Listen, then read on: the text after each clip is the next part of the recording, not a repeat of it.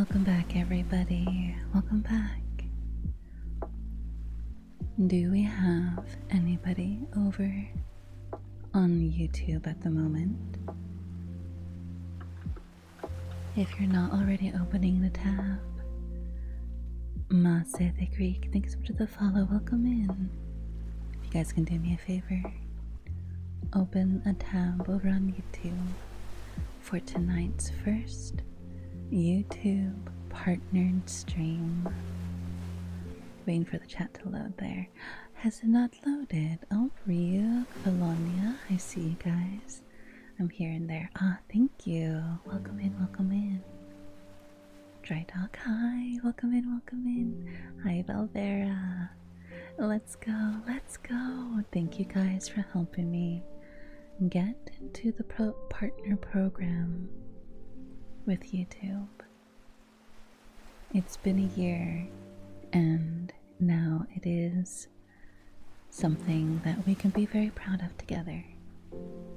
But let's go ahead and let's get nice and cozy.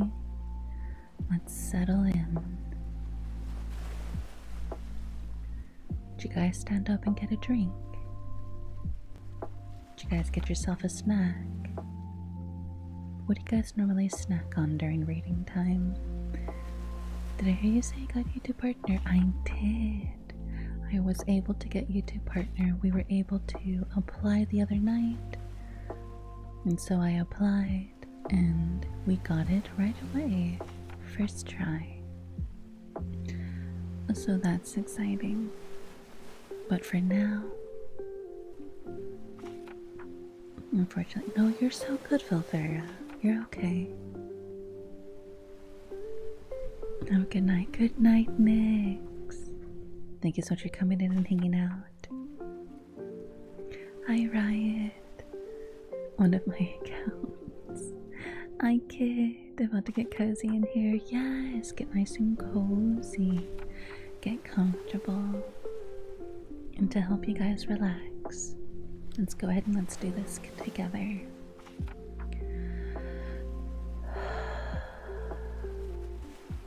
I would like you guys, let me do this. There we go. Perfect. Let's go ahead and let's take a deep breath.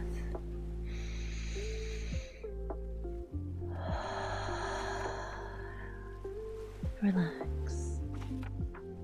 Unfurrow your brow, unclench your teeth, and relax your shoulders.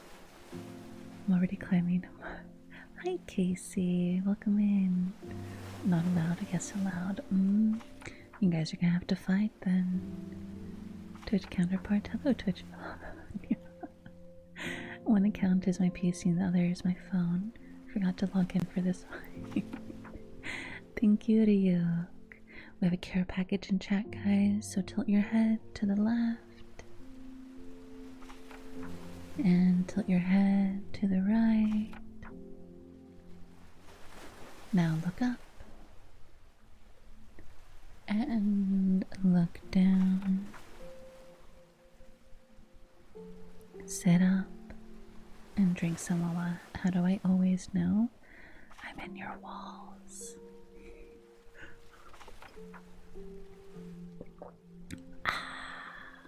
Thank you, Senji. And for the forehead kiss. Thank you for the forehead kiss. Alright. And like always, we have our sub goal up right there. So if you guys do a subscription or bits or gift, I will add a kiss to the model that stays all night, as well as we now have a roulette. And the roulette will basically tell me what sub redeem we'll get.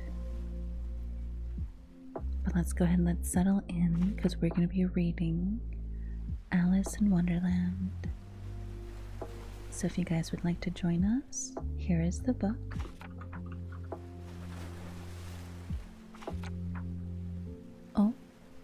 did it not go through? Hello?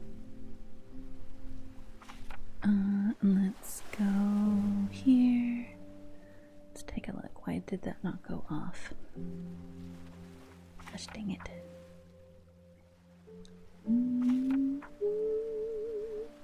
Here we go.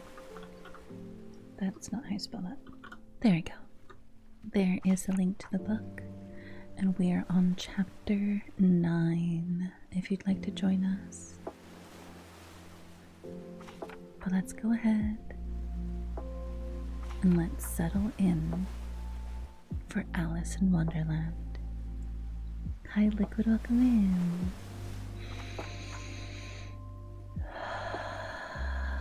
You're drinking Dr. Pepper? Pretty much water, right? Dr. Pepper flavored soda water? Who would have thought? Exactly. Just as long as you drink something, it could be anything. Water is preferred though. Let me see. Alright.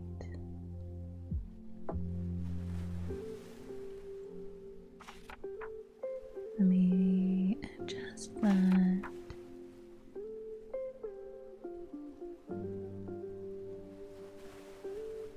There we go.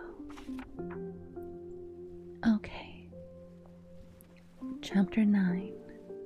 The Mock Turtle's Story.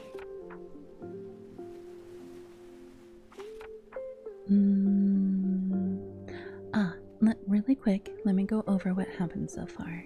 So Alice found the white rabbit, or technically I should say, found our friend Adventure Ohm right here over my shoulder. So Alice followed Ohm down into the rabbit hole, and down she fell until she came across a hallway where there was a locked door. Right, thank you for the biddies, thank you so much. Where there was a locked door, and on the locked door was a what's the word? Was a like a keyhole, and through the keyhole she saw a beautiful garden, and in this hallway was a table with the key on it, as well as cake that said "Eat me." So she ate the cake and she grew very small, but she forgot to grab the key, and so she started crying. And because she came across the rabbit and he dropped a fan. I'll wait for the night. It's 1 sub or 500 bits, so it's the equivalent of 1 sub. It's equivalent of 1 sub. But so she came across the rabbit, he dropped a fan, and while she was fanning herself, and I got that. Did you? It says only 100. I only see. I will. Oh, okay. Okay. You will. Okay. And then, what was it? So he dropped the fan and she started fanning herself and became larger. So she eventually was so frustrated of continuously getting bigger and smaller and bigger and smaller that she started crying. And she cried in the ocean, and in the ocean there were all kinds of creatures, and one of the creatures said, "Let's swim to shore and let's dry ourselves out."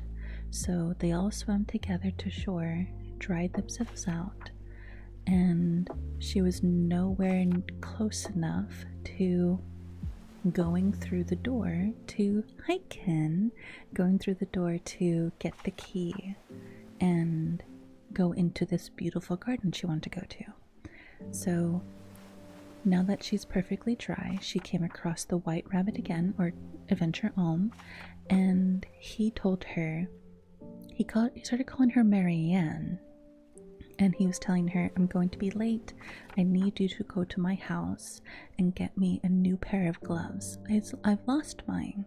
So She goes to his house in the direction he pointed in, and she gets the gloves, but again she's misbehaving and she eats and drinks something that makes her very large. So large that her arms are sticking out of the window. She has legs coming out through the doors. She's taking up the entirety of this house. And she manages to get something in herself that makes her go small. Riot! Thank you so much for the gifted sub. Thank you, thank you. Let me go ahead and add a kiss to the model for the night. And I will spin the roulette for you to see what you land with. Let's take a look. What are you gonna get? Let's see. You get an affirmation. Red Riot. How are you? I'm doing good, James. Hi, Icarus. Let me add the mark first. Oops. Go here. Let's grab a red lipstick mark. And we will add this right there. Perfect. There we go. And so, hi Swinky. Be excellent to each other? Yes, be excellent to each other. How are you? Really need some ASMR to comfort my poor soul today? Get cozy and relax, of course. Doing some ASMR today, Ken? Yeah, we're doing some story time.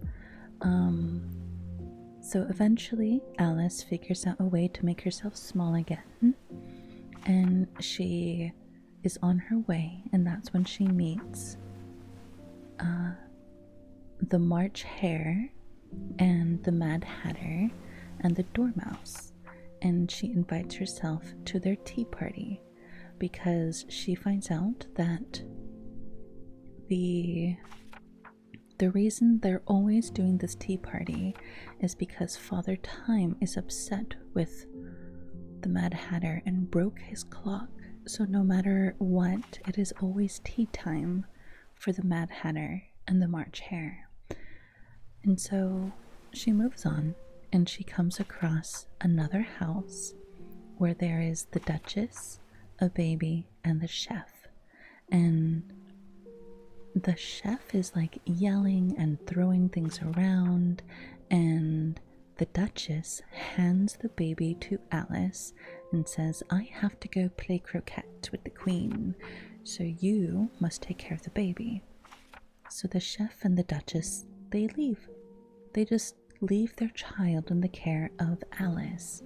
And so Alice, not really sure what to do, looks down at the baby and realizes it's not a baby, this is a pig.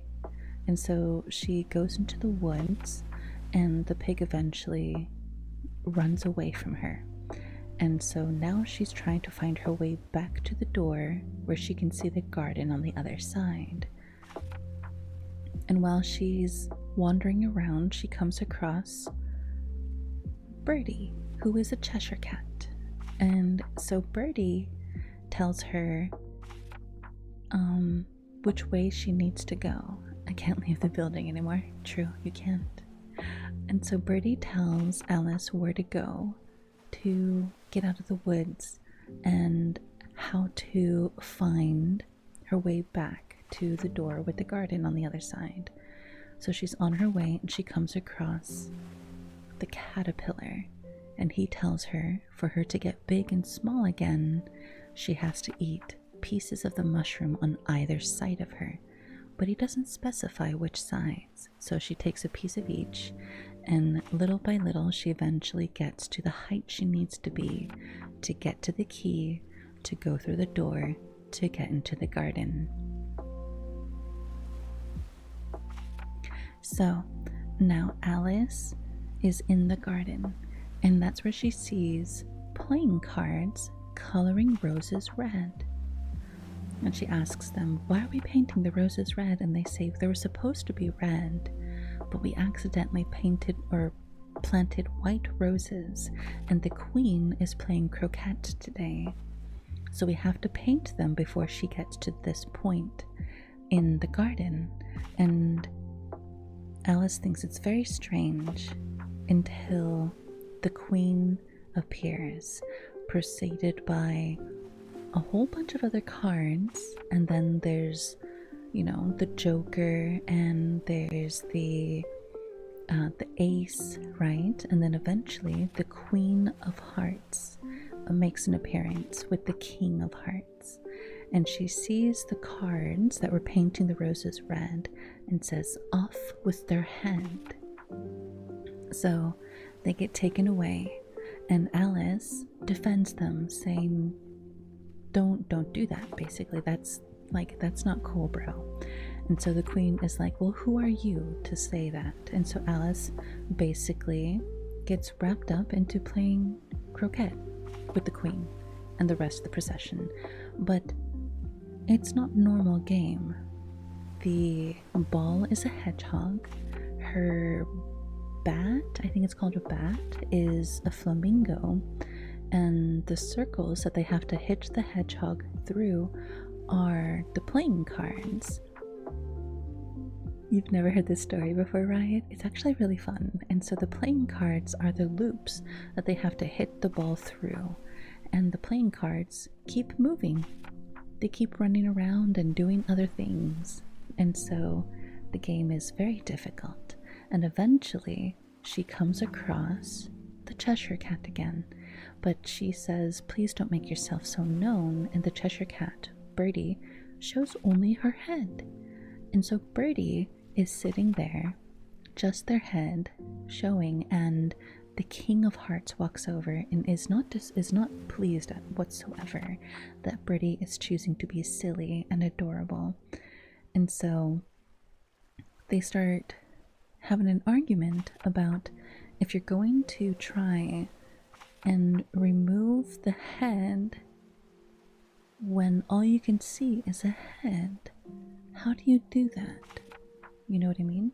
So that's when the king walks over to, the queen walks over and says, it doesn't matter, off with their head. And then Birdie disappears.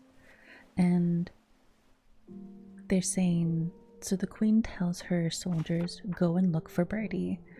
And that's when the queen turns to Alice and says, is that your cat? And Alice tells her, no, that's not my cat. The Cheshire, Birdie, is friends with the Duchess. And the queen says, oh, well, we've already taken care of the Duchess. We said off with her head earlier, so what do we do now? And so the queen says, I guess we can go bring her here. And so the executioner and the soldiers run off to go grab the Duchess. And that's where we are. We are at the part. Nameless Shadow, thank you for the follow. Got to see you stream. Yeah, I love Bill and Ted. Honestly, me too, one of my favorite films. And so now we are at the part where the Duchess, I thought she was executed, but she is not. She was imprisoned. So the Duchess is now being brought over to talk about the floating cat head, or Birdie's floating head, I guess I should say. But before we continue the story, let me go ahead and do an affirmation for Riot. Riot, thank you so much for the biddies as well as the subscription.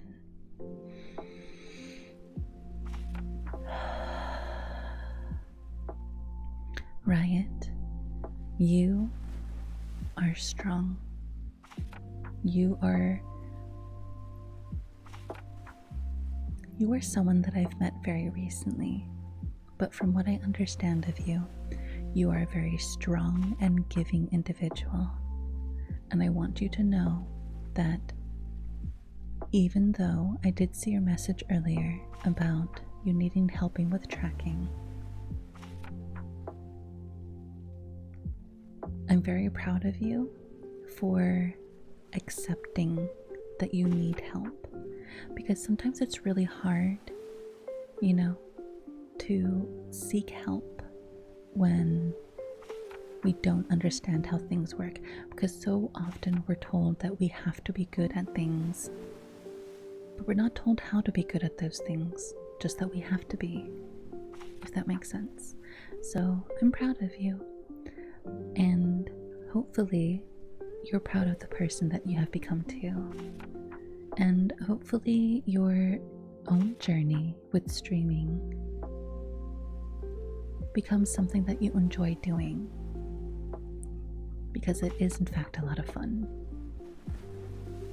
Hopefully that was okay. I'm usually not the best with affirmations, but alright. Thank you. Of course, Riot. Okay, let's go ahead. Let's settle in and let's read some Alice in Wonderland. Here is the link if you'd like to join us. I'm starting to become proud. Good. You should be very proud of who you are right now. You've come a long way. Okay. Alright. Chapter 9. The Mock Turtle's Story. You can't think how glad I am to see you again, you dear old thing, said the Duchess, as she tucked her arm affectionately into Alice's, and they walked off together. Alice was very glad to see her in such a pleasant temper, and thought to herself that perhaps it was only the pepper that had made her so savage when they met in the kitchen.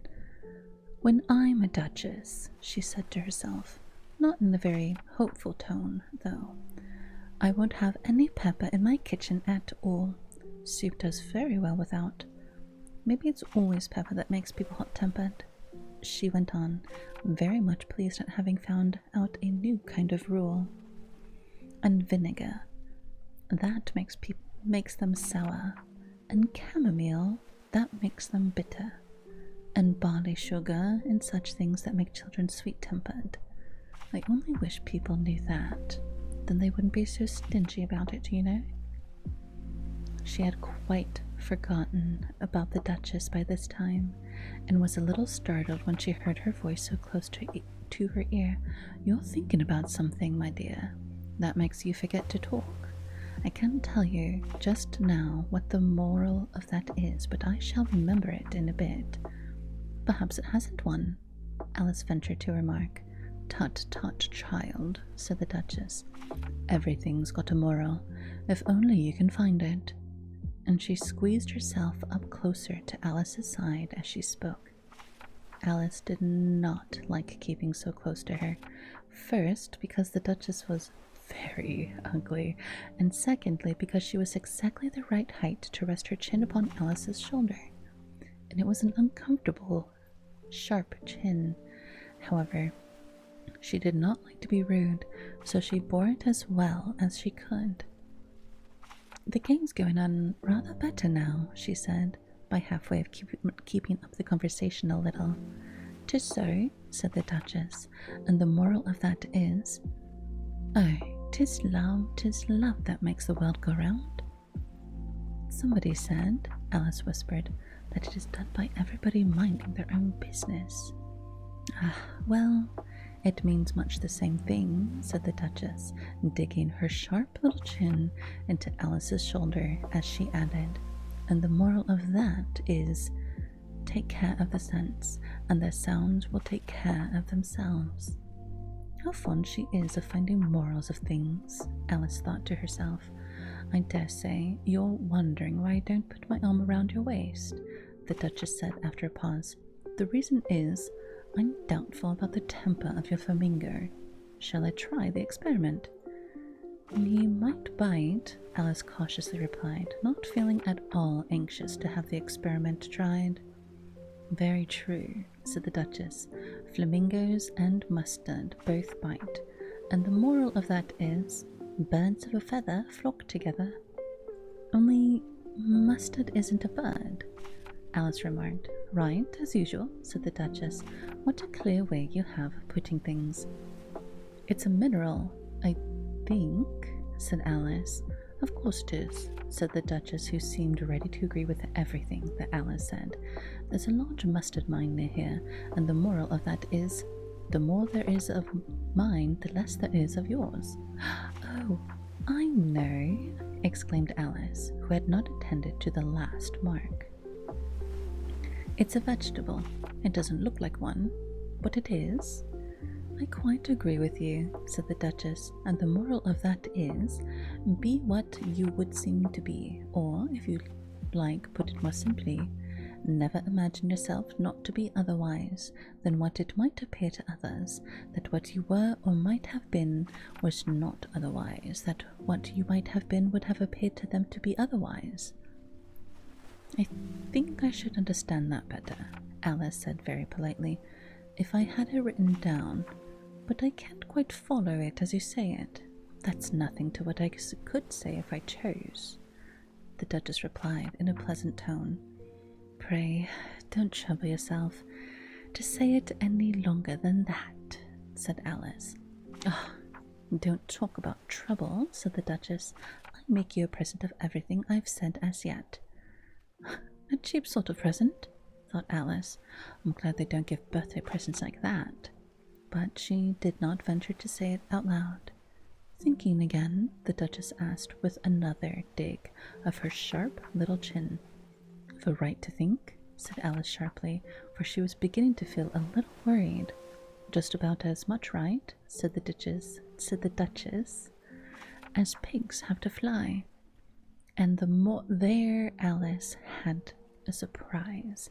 The Duchess's voice died away, even in the middle of her favorite word, moral, and the arm that was linked into hers began to tremble.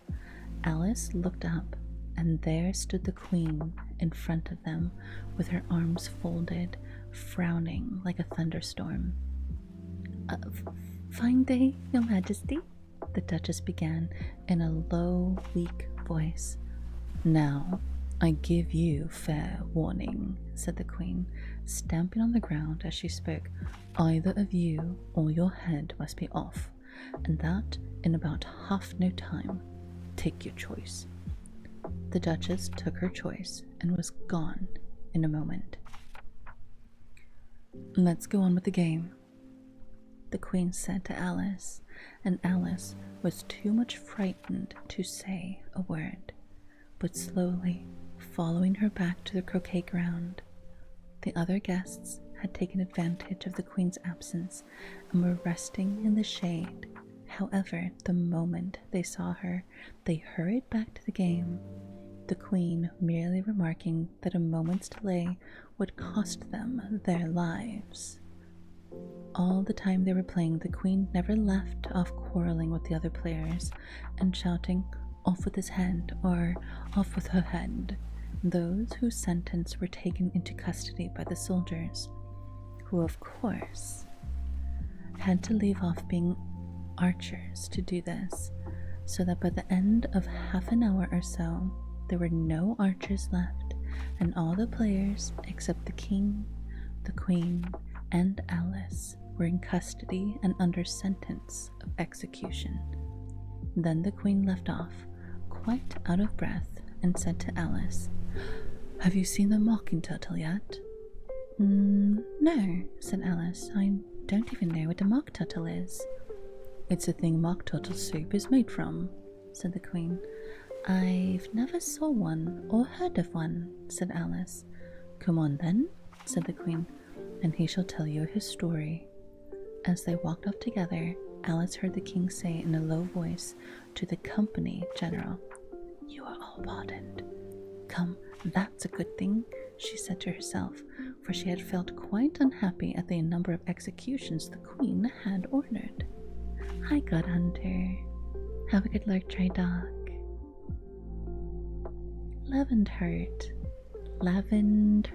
Lavender? Oh my gosh, I love your name. Welcome in, how are you? Hi, King, welcome in. I've been doing good. What about you? Hopefully you've been okay. Hopefully you've been doing really good.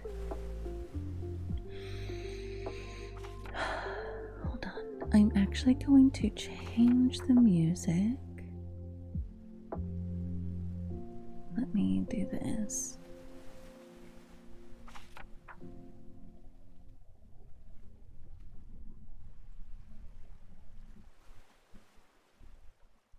All right.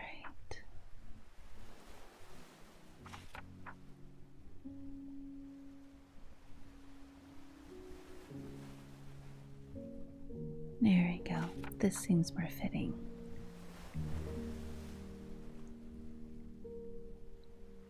Okay. They very soon came upon a griffin lying fast asleep in the sun. If you don't know what a griffin is, look at the picture. Up, lazy thing, said the queen, and take this young lady to see the mock turtle and to hear his history. I must go back and see after some executions I have ordered. And she walked off, leaving Alice alone with the griffin. Alice did not quite the look of the creature, but on the whole she thought it would be quite as safe to stay with it as to go after that savage queen. So she waited. The griffin sat up and rubbed its eyes. Then it watched the queen till she was out of sight. Then it chuckled. What fun, said the griffin, half to itself, half to Alice. What is the fun? Said Alice. Why, she, said the griffin. It's all her fancy that. They never execute anybody, you know. Come on. Everybody says, come on. Here, thought Alice as she went slowly after it. I never was so ordered about in all my life. Never. They had not gone far before they saw the mock turtle in the distance, sitting sad and lonely on a little ledge of rock, and as they came nearer, Alice could hear him sighing as if his heart would break. She pitied him deeply. What is his sorrow? She asked the griffin, and the griffin answered, nearly in the same words as before. It's all his fancy that. He hasn't got no sorrow. Come on. So they went up to the mock turtle, who looked at them with large eyes full of tears, but said nothing. This here young lady, said the griffin, she wants for to know your history, she do. I'll tell her, said the mock turtle in a deep voice. I'll tell her, said the mock turtle in a deep, hollow tone. Sit down, both of you, and don't speak a word till I've finished. So they sat down, and nobody spoke for some minutes. Alice thought to herself, I don't see how he can ever finish if he doesn't begin. But she waited patiently. Once, said the mock turtle at last, with a deep sigh, I was a real turtle. These words were followed by a very long silence, broken only by the occasional exclamation of, I don't know what that, of coughing from the griffin, and the constant heavy sobbing of the mock turtle.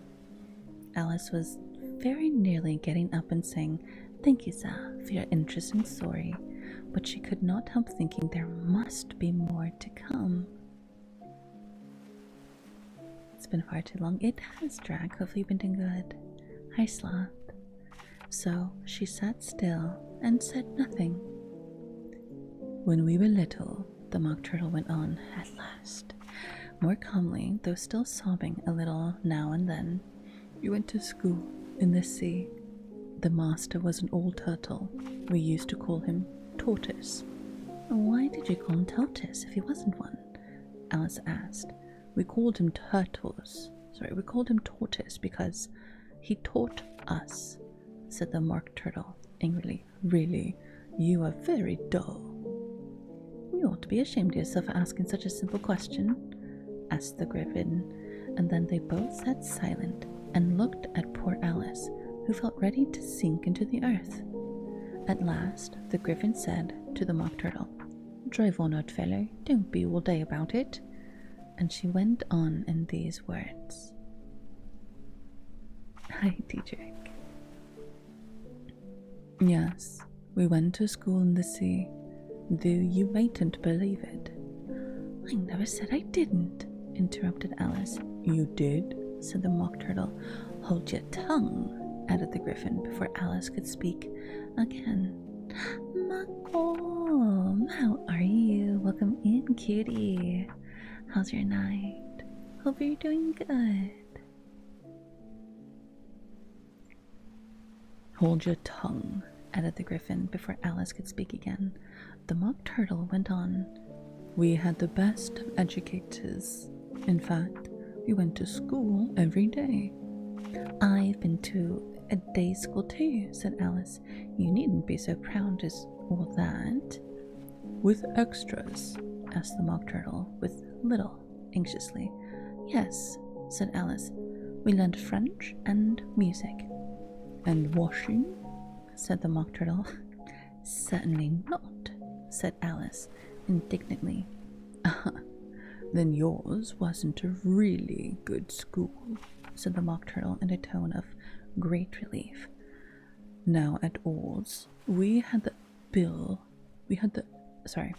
now at ours, they had the end of the bill, French, music, and washing. Extra. You couldn't have wanted it much, said Alice. Living at the bottom of the sea.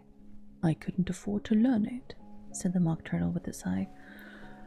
I only took the regular course. What was that? Inquired Alice. Reading and writing, of course, to begin with, the Mock Turtle replied. And then the different branches of arithmetic. Ambition, distraction, uglification, and diversion. I've never heard of uglification, Alice ventured to say. What is it? The Griffin lifted both of its paws in surprise. What? Never heard of uglification, it exclaimed. You know what to beautify is, I suppose. Yes, said Alice, doubtfully. It means to make anything prettier. Well then, the Griffiths went on, if you don't know what uglify is, you are a simpleton. Alice did not feel encouraged to ask any more questions about it, so she turned to the Mock Turtle and said, What else have you to learn? Well, there was mystery, said the Mock Turtle replied, counting off the subject on his flappers. Mystery, ancient and modern, geography, then drawling, and drawling master was an old codger eel that used to come in once a week. He taught us drawling, stretching, and fainting in coils. What was that like? Asked Alice. Well, I can't show you it myself, the Mock Turtle said. I'm too stiff, and the Griffin never learnt it. Hadn't time, said the Griffin. I went to the classics master, though. He was an old crab, he was. I never went to him, the Mock Turtle said with a sigh. He taught laughing and grief, they used to say. So he did, said the Griffin, sighing in his turn, and both creatures hid their faces in their paws. And how many hours a day did you do lessons? Said Alice in a hurry to change the subject. 10 hours the first day, said the Mock Turtle, 9 the next, and so on. What a curious plan, exclaimed Alice. That's the reason they're called lessons, the Griffin remarked. But they lesson from day to day. This was quite a new idea to Alice, and she thought it over a little before she made her next remark. Then the 11th day must have been a holiday. Of course it was, said the Mock Turtle. And what did you manage on the 12th? Alice went on eagerly. That's enough about lessons, said the Griffin, interrupting in a very decided tone. Tell her about the games now. Love the model. Thank you, Mako. how have you been? It's been a while. Hopefully you've been doing good. You're still streaming, right? Hi Carnage, hi, how are you, lovely? How's your night? Hope you're doing good.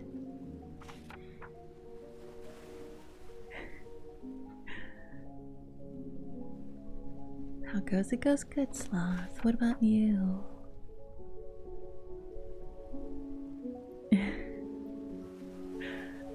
That's so funny. Imagine taking lessons and each day you go one day less. That'd be interesting. Alright, we are now on chapter 10. Let me go ahead and update this. And chapter 10. There we go. Love how cool this streamer is too. Wow. Crazy. Okay. Chapter 10. The Lobster Quadrille. The mock turtle sighed deeply and drew the back of one flipper across its eyes.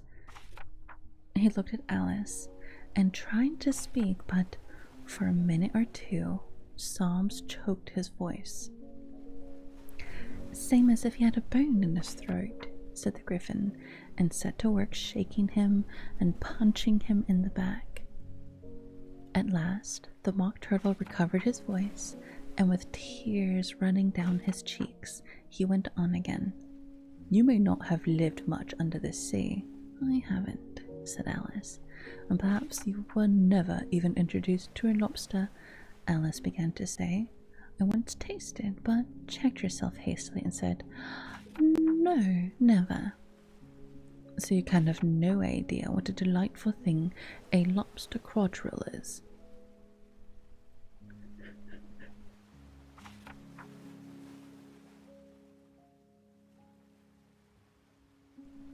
Oh, I almost sneezed. Excuse me.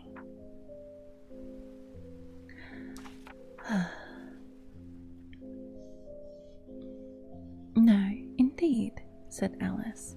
What sort of dance is it? Why, said the Griffin, you must form a line along the seashore. 2 lines, cried the Mock Turtle.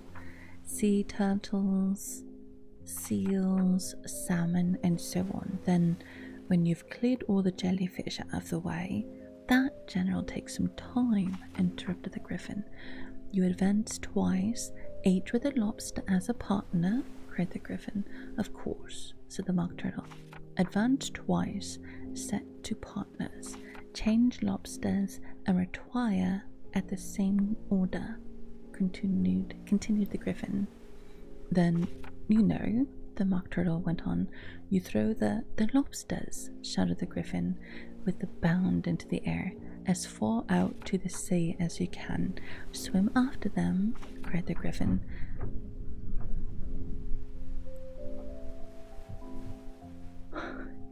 It's very stormy outside. I'm so sorry, guys. Rai Gofuma, welcome in. How are you? Where was I?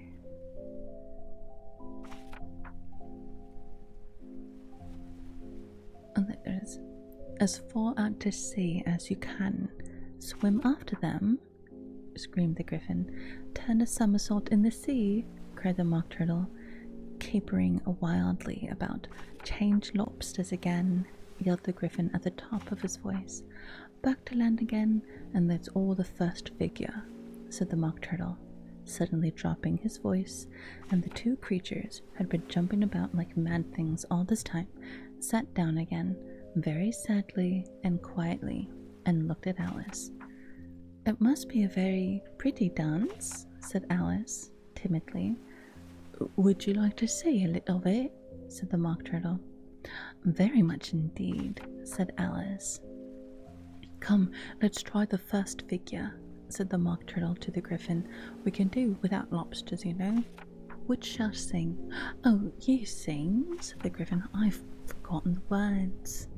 So they began solemnly dancing round and around Alice, every now and then treading on her shoes when they passed too close, and waving their forepaws to mark the time. When the Mock Turtle sang this, very slowly and sadly.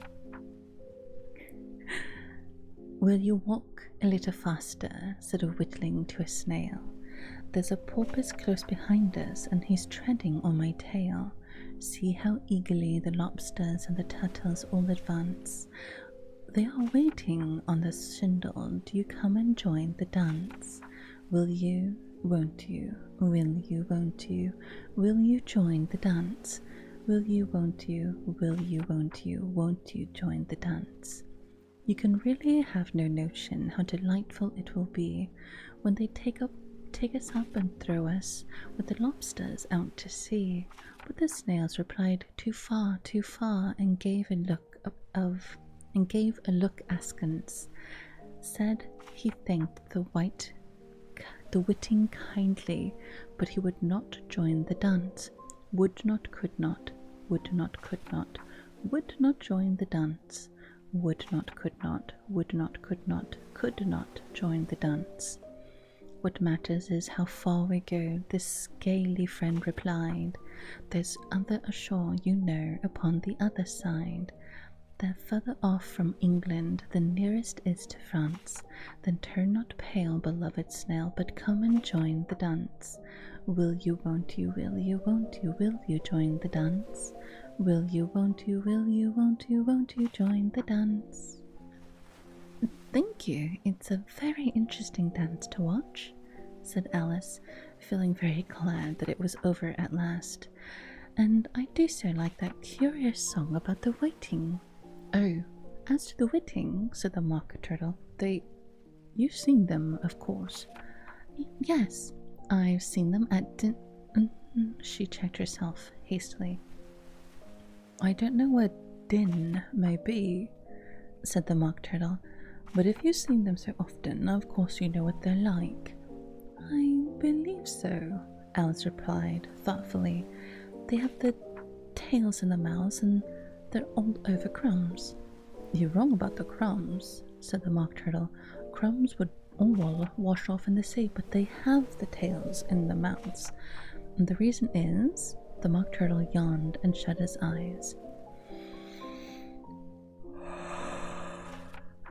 "Tell her about the reason all that," said the Griffin. "The reason is," said the Griffin, "that they would go to the lobsters at the dance.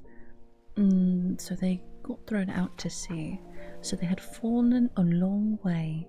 So they got the tails first and the mouths. So they couldn't get them out again. That's all." "Oh my gosh, thank you so much for the raid." "Hi, Ember Star. Ember Star, thank you so much for the raid. Welcome on in, raiders. Welcome to your favorite cafe. I'm Mukia. I'm a siren with a chronic affliction, and I run a cafe. If you guys would like a drink, I could do tea, boba, coffee, hot cocoa. However, the cake is extra. How was stream?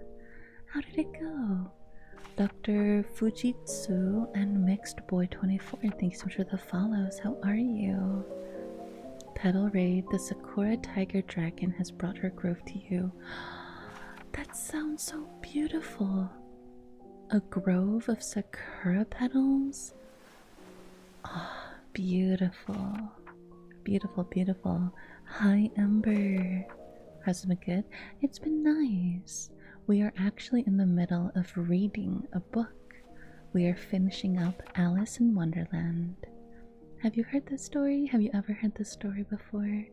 Cake, red velvet is top tier. I have not had red velvet in a very long time. But thank you. Hi, Mixed Boy. Welcome in, welcome in. Ember, thank you again so much for the raid. If you need to raid and run, I understand. Streaming can be a lot of work. But if you'd like to lurk and hang out, get comfortable, grab a blanket, you can sit with me on the couch while I read Alice in Wonderland. The link is right there in chat. But the original, not so much. The cartoon film, I will say, follows the book pretty closely to some degree. There's a couple things that they kind of cut out of the film, but overall, it's pretty accurate, I will say. 7 hours.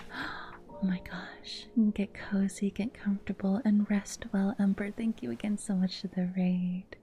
Take it easy. If you would like, I will gladly do a humming session for you if you would like to hear a song before you go. Just let me know if you'd like to. Vive your woe. Thank you so much for the check-in. Have a good rest. There you go. Thank you, thank you. Thank you for the coffee order. Liquid, thank you for the coffee order. And Ken, thank you for the coffee order. Arias Vaughn, thank you for the coffee order. Sloth, thank you for the coffee order. Diedrich, thank you for the coffee order. Vive your woe, thank you for the coffee order. And Mix, thank you for the coffee order. Before I go to sleep. Okay, I got you. Let me see. Okay. Let's do a little bit of humming for Ember and the Raiders. Let's snooze the ads for now.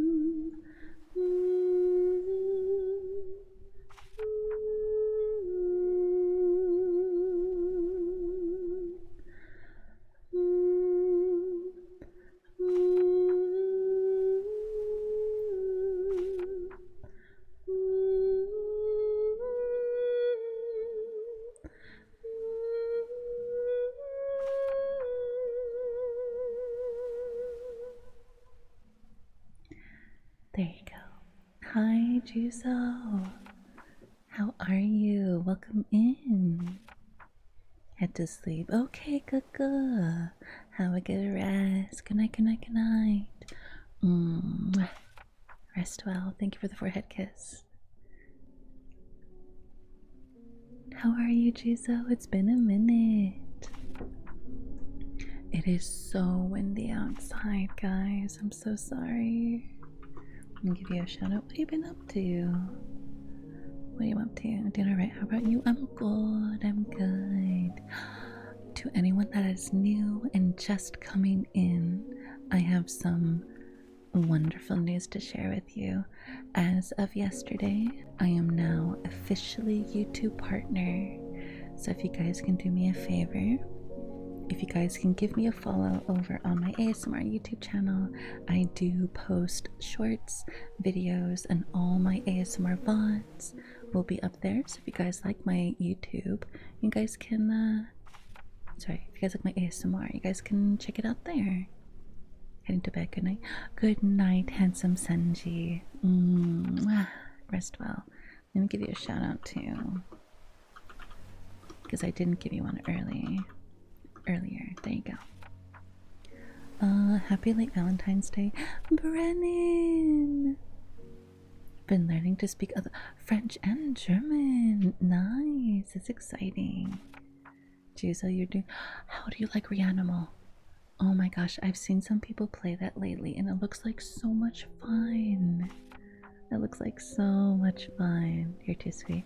You're too sweet for me.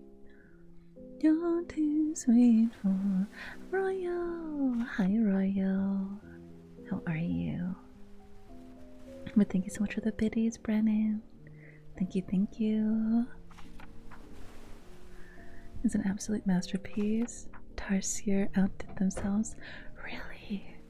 Okay, because it looks, from what I've seen of it, it makes me think of Little Nightmares and I've been wanting to check it out and play it.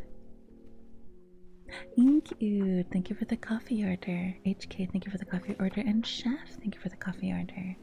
We have ads starting in about another minute or two, guys. So I'm gonna wait to start the next chapter, or the next bit, sorry. We have a little bit more of this chapter before we get to the very end. But we have ads starting in about 2 minutes, and then we'll go ahead and we will we'll take a break, just a little break for a couple minutes. Playing Monster Hunter stories, and I love it. Much bonded with the monsters. Enjoy your game, Brennan. Just because I'm doing good, Chef. Thank you so much for the biddies. Thank you, thank you. Darcy are the people who made Little Nightmares 1 and 2. They got jobs, so they weren't the ones who made 3, sadly. But they made Reanimal instead. Reanimal, that's why I was gonna say, it looks so much like Little Nightmares, you know? So that's why I was like, I really wanna watch that. Or not watch, I really wanna play that. But yeah, we are currently reading Alice in Wonderland, so if anyone would like to get cozy and join us, here is the book. We are about halfway through chapter 10. It's a very short read. Hi clarinets. Pretty much Little Nightmares was darker than it already was. True, Little Nightmares has a lot of dark elements to it.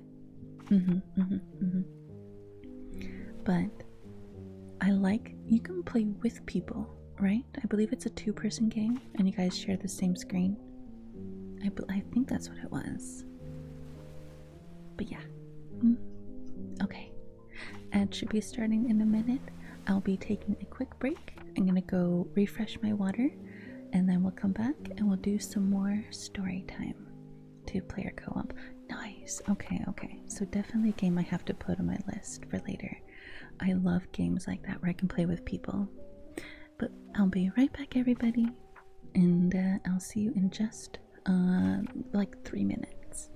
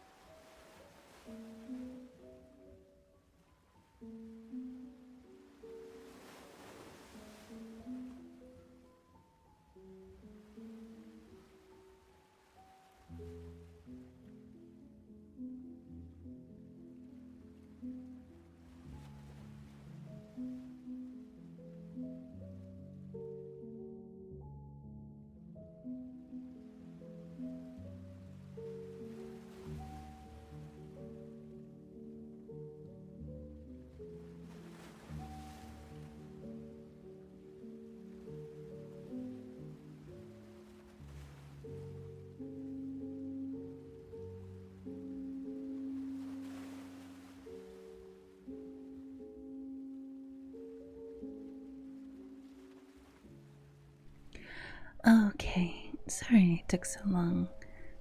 The rain and the wind started acting up again, and it is very, very bad. So I wanted to make sure that my windows were closed and locked appropriately. But welcome back, everybody. You scared me. Boo. Me chewing on you. That's what I sound like. Hi, Kono baby. How are you? Welcome in, welcome in. You got a water. Yum. Good night, Kono. Got any snacks? No, I can't read and have snacks, Valonia. Are you crazy? That's crazy. No, I can't do snacks and read. I have to read. But I will be having a snack after stream. A little snacky snack. A little schmackerel. I was totally silenced in my house and I forgot I was watching stream. I'm locked in on something on my phone, suddenly a voice. Kit, put your phone down. It's time for sleep. Sleep. Okay. Let's go ahead. Let's get cozy and comfortable and let's settle in for some more Alice in Wonderland. I'm biting your fingers. Hi Doodle, welcome in, how are you? Thank you for the head pat. How are you, lovely? Hopefully you're doing good. Okay. Alright. You know, I think I need to adjust Birdie. Because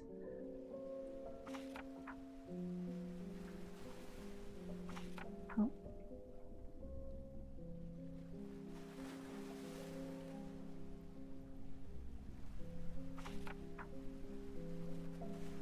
There we go. Yes. I'm gonna bring Birdie over here. There we go. Much better. Much better. Perfect. Alright. Hopefully it's gentle on this end. It is. It's been good.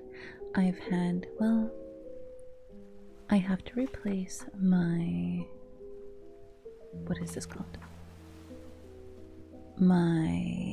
This thing, interface. I have to replace my interface. It has been acting up a lot lately. So I have to do that. But what about you? Wei Wuyo, thank you so much for the follow. Welcome and how are you? How's your night? If anyone would like to do me a favor, I am also live over on my YouTube. So if you can open a tab over there while we continue tonight's stream, I would really appreciate it. It's not that it's difficult, I don't know what to get. And they're expensive. So, but that's the difficulty. Everything else has been pretty good. Rolf. Thank you, Rolf. Thank you. Alright. Let's settle in. Let's get comfortable. Tilt your head to the left. I'm going to force everyone to do a care package with me really quick. Let's go ahead and redeem it. Tilt your head to the left. And tilt your head to the right. Look up. And look down. Hi Yuki. Sit up and drink some wawa.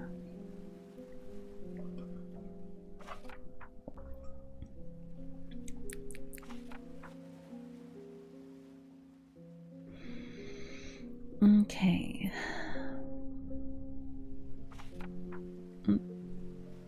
You're wrong about the crumbs, said the Mock Turtle. Crumbs would wash off all in the sea, but they have the tails in the mouths, and the reason is, here the Mock Turtle yawned and shut his eyes. tell her about the reason and all that, he said to the griffin. The reason is, said the griffin, that they would go to the lobsters to the dance, so they got thrown out to sea. So they had to fall a long way, so they got their tails fast in the mouths, so they couldn't get them out again. That's all. Thank you, said Alice. It's very interesting. I never knew so much about the white whiting before. I can tell you more than that if you like, said the griffin. Do you know why it's called whiting? I never thought about it, said Alice. Why? It does the boots and shoes, the griffin replied very solemnly. Alice was thoroughly puzzled. Does the boots and shoes? She replied in a wondering tone. Why, what are your shoes done with? Said the griffin. I mean, what makes them so shiny? Alice looked down at them and considered a little before she gave her answer. They done with blackening, I believe. Boots and shoes under the sea, said the griffin, went on in a deep voice, are done with whitening. Now you know. And what are they made of? Alice asked in a tone of great curiosity. Have a good look, Yuki. Soles and eels, of course, said the griffin rather impatiently. Any shrimp could have told you that. If I'd been the whitening, I think it's whiting. If I'd been the whiting, said Alice, whose thoughts were still running on this song, I'd have said to the porpoise, keep track, please. We don't want you with us. They were obliged to have them with them, said the mock turtle. No wise fish would go anywhere without a porpoise. Would it really? Said Alice in a tone of great surprise. Good night. Good night, Drex. Have a good rest. They were obliged to have him with them. Wait, hold on. Yeah. Of course, said the mock turtle. Why, if a fish came to me and told me he was going on a journey, I should say, with what porpoise? With what porpoise? Don't you mean purpose? Said Alice. I mean what I say, said the mock turtle, with an offending tone. And the griffin added, Come, let's hear some of your adventures. I could tell you my adventures beginning from this morning, said Alice, a little timidly, but it's no use going back to yesterday because I was a different person then. Explain that, said the mock turtle. No, the adventures first, said the griffin in an impatient tone. Explanations take a dreadful time. So Alice began telling them her adventures from the time when she first saw the white rabbit. She was a little nervous about it just at first. The two creatures got so close to her, one on each side, and opened her eyes and mouths so very wide, which she gained courage as she went on. Her listeners were perfectly quiet till she got to the part about her repeating, You are Father William, to the caterpillar, and the words all coming different. And then the mock turtle drew in a long breath and said, That is very curious. It's all about as curious as can be, said the griffin. It all came differently, the mock turtle repeated thoughtfully. I should like to hear her try and repeat something anyhow. Tell her to begin. He looked at the griffin as if he thought it had some kind of authority over Alice. Stand up and repeat. 'Tis the voice of the sluggard, said the griffin. How the creatures order me about, and make one repeat lessons, thought Alice. I might as well be at school at once. However, she got up and began to repeat it, but her head was so full of the lobster quadrille that she hardly knew what she was saying, and the words came out very queer indeed. Flexing it right. Have a good lurk, Waddle. 'Tis the voice of the lobster, I heard him declare. You have baked me brown, I must sugar my hair. As a duck with his eyelids, so he with his nose trims his belt and his buttons and turns out his toes. When the sands roll dry, he is gay as a lark, and will talk in contemptuous tones of the shark. But when the tide rises and shocks are sound, his voice as timid and tremulous sound. That's different from what I used to say when I was a child, said the Gryphon. Well, I never heard it before, said the Mock Turtle, but it sounds, common nonsense. Alice said nothing. She had sat down with her face in her hands, wondering if anything would ever happen in a natural way again. I should like to have it explained, said the Mock Turtle. She can't explain it, said the Gryphon hastily. Go on with the next verse.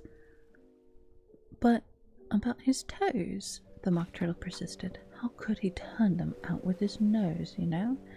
It's the first position of dancing, Alice said, with a dreadful puzzled by the whole thing and longing to change the subject. Go on with the next verse, the Gryphon repeated impatiently. It begins, I passed by his garden. Alice did not dare to disobey, though she felt sure it would all come wrong, and she went on in a trembling voice. I passed by his garden and mocked with one eye how the owl and the panther were sharing a pie. The panther took pie crust and gravy and meat, while the owl had the dishes as its share of the treat. When the pie was all finished, the owl, as a boon, was kindly permitted to pocket the spoon, while the panther received knife and fork with a growl, and concluded the banquet. What is the use of repeating all that stuff? The Mock Turtle interrupted. If you don't explain it as you go on. It's by far the most confusing thing I've ever heard. Yes, I think you'd better leave off, said the Gryphon, and Alice was only too glad to do so. Shall we try another figure of the lobster quadrille? The Gryphon went on. Or would you like the Mock Turtle to sing you a song? Oh, a song, please, if the Mock Turtle would be so kind, Alice replied, so eager that the Gryphon said, in a rather offended tone, no counting for tastes. Sing for her turtle soup, will you, old fellow? The Mock Turtle sighed deeply and began in a voice, something choking with sobs, to sing this. Beautiful soup, so rich and green, waiting in a hot tureen, whose for dainties would not stoop. Soup of the evening, beautiful soup. Soup of the evening, beautiful soup. Beautiful soup, beautiful soup. Soup of the evening, beautiful, beautiful soup. Beautiful soup, who cares for fish, game, or any other dish? Who would not give all else for 2 pennies worth only of beautiful soup? Pennyworth only of beautiful soup? Beautiful soup, beautiful soup. Soup of the evening, beautiful, beautiful soup. Chorus again, cried the Gryphon, and the Mock Turtle had just begun to repeat it when a cry of "The trial's beginning" was heard in the distance. Come on, cried the Gryphon, and taking Alice by the hand, it turned off without waiting for the end of the song. What trial is it? Alice panted as she ran, but the Gryphon only answered, Come on, and ran a little faster, while more and more faintly came, carried on the breeze that followed them, the melancholy words, Soup of the evening, beautiful soup. What is that song? Are you actually reading, or are you stuck on saying one line, beautiful soup? No, that is what it says. Here, I will copy and post the line. This is what it says, word for word, copy and pasted. That is the song that he sings. Beautiful soup. Beautiful soup. I love beautiful soup. I'm right, crazy. Oh my god. I mean, mean, the whole story is supposed to be complete nonsense, so this works out perfectly. Oh my god. I just didn't realize how insane it was gonna be, I guess. That's so funny. Alright. Vive. Thank you for the forehead kiss. Thank you so much. Alright. Let's go ahead and let us continue with chapter 11. We only have 2 more chapters before the end of the night.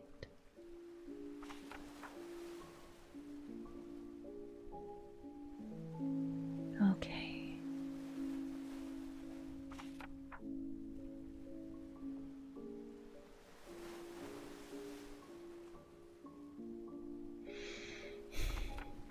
Okay.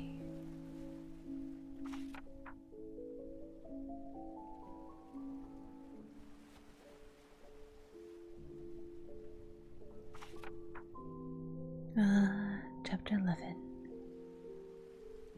Yes, updated. Okay. Who stole the tarts? The king and the queen of hearts were seated on the throne when they arrived, with a great crowd assembled around them.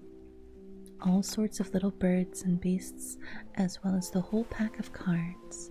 The knave was standing before them in chains, with a soldier on each side to guard him, and near the king was the white rabbit with a trumpet in one hand and a scroll of parchment in the other.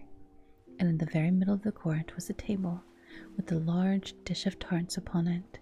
They looked so good that it made Alice quite hungry to look at them. I wish they'd get the trial done, she thought, and hand around refreshments. But there seemed to be no chance of this, so she began looking at everything about her to pass away the time. Alice had never been to a court of justice before, but she had read about them in books, and she was quite pleased to find that she knew the name of nearly everything there. That's the judge, she said to herself, because of his great wig. The judge, by the way, was the king, and he wore his crown over the wig. Looking at the frontispiece, if you want to see how he did it. He did not look at all comfortable, and it was certainly not becoming.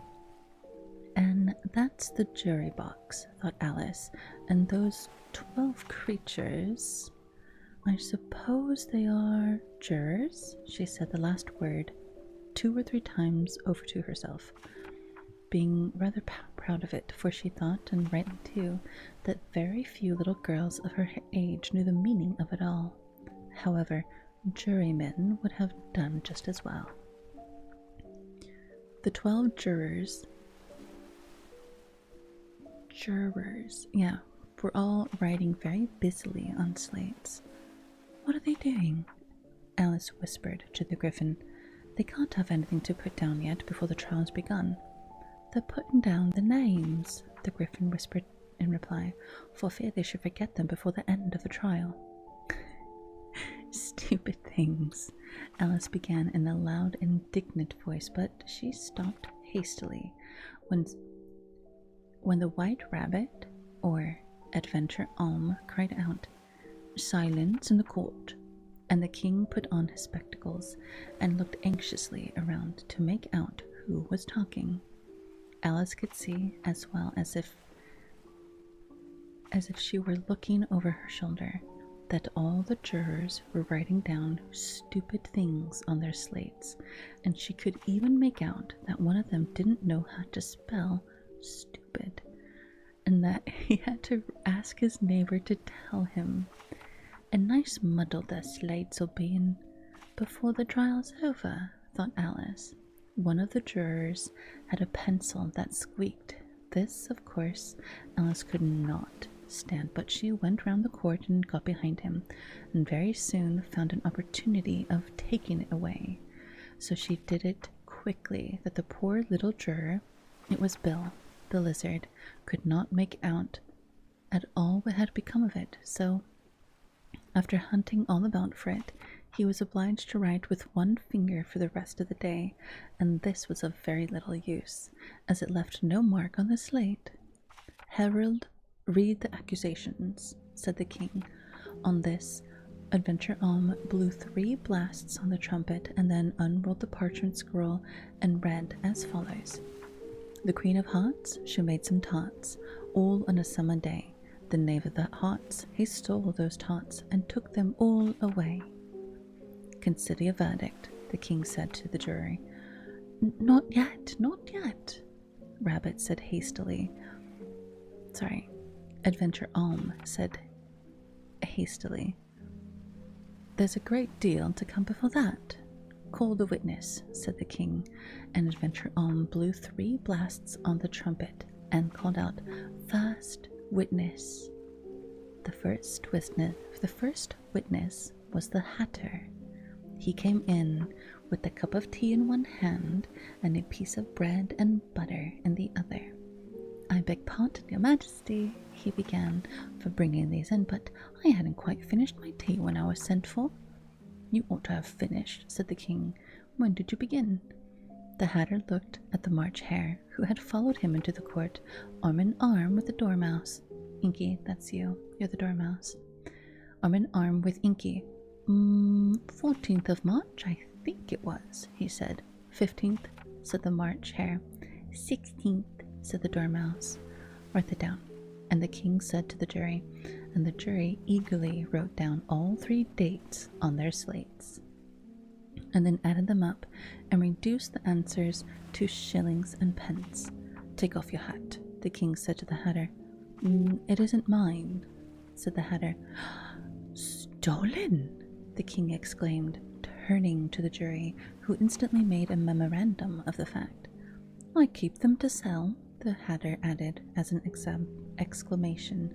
"I've none of my own. I'm a Hatter." Here the queen put on her spectacles and began staring at the Hatter, who turned pale and fidgeted. "Give your evidence," said the king, "and don't be nervous, or I'll have you executed on the spot." This did not seem to encourage the witnesses at all. He kept shifting from one foot to the other, looking uneasily at the queen, and in his confusion he bit a large piece of his teacup instead of the bread and butter. Angelo Fire and Silencer Actual, thank you for the follows.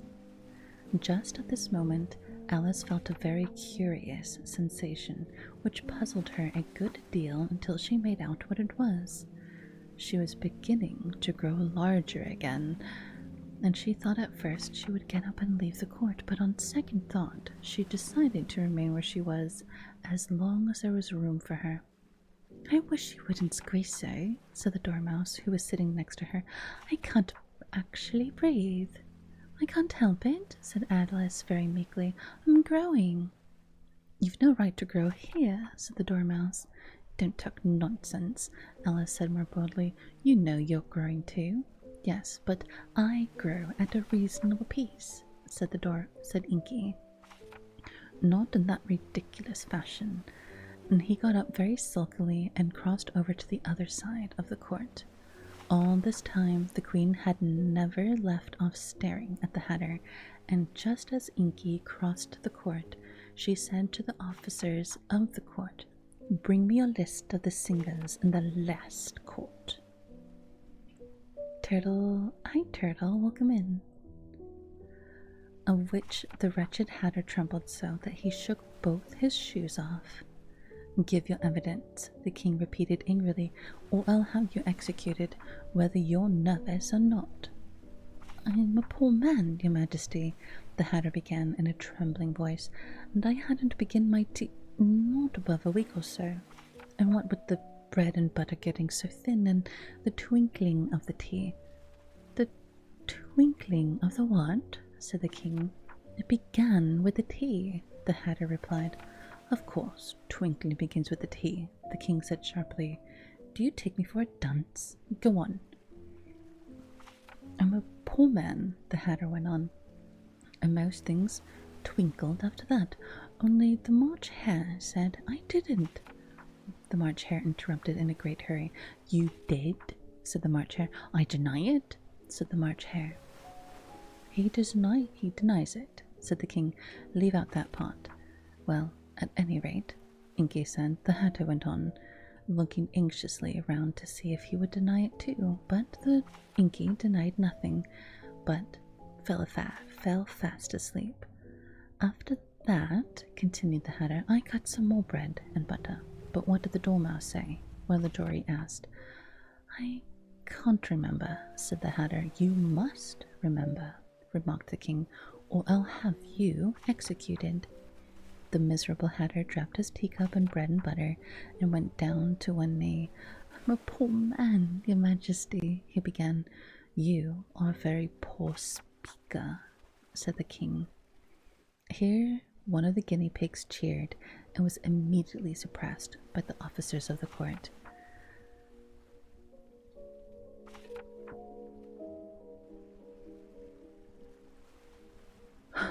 Okay, I see.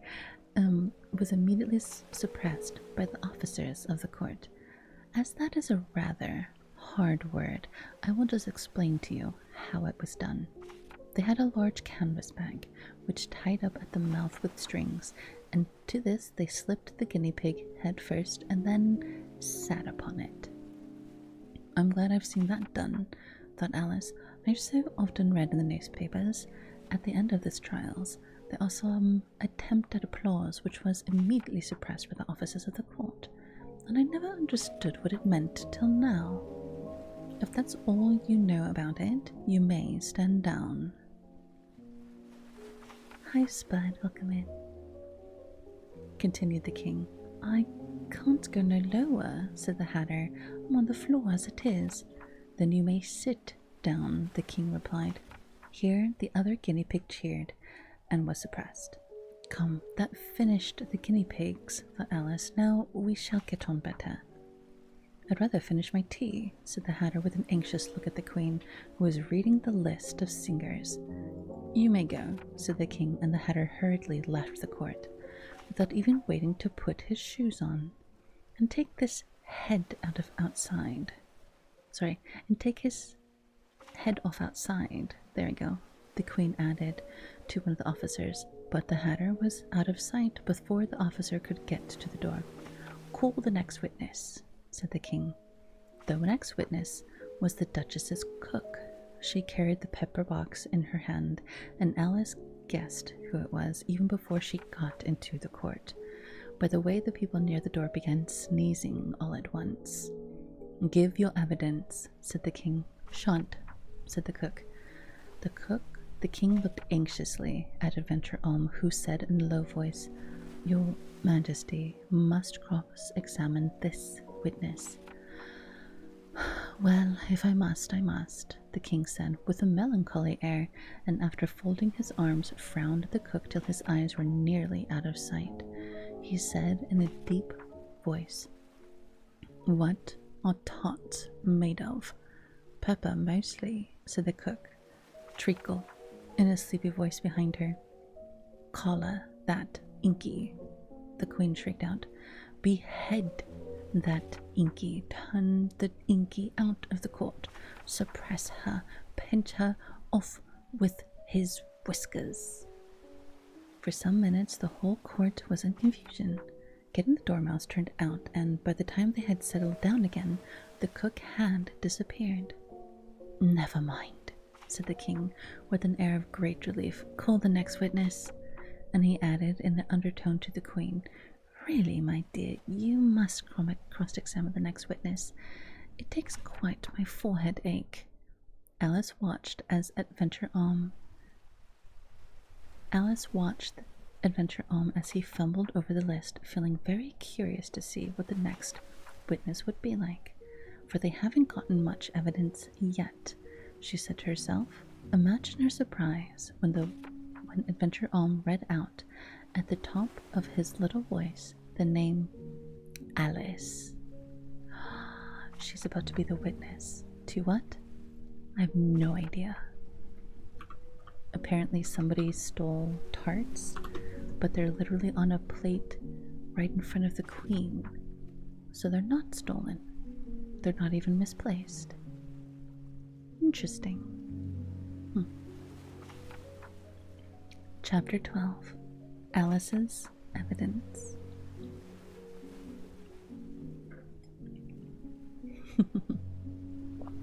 It is. Since we are reading, hold on.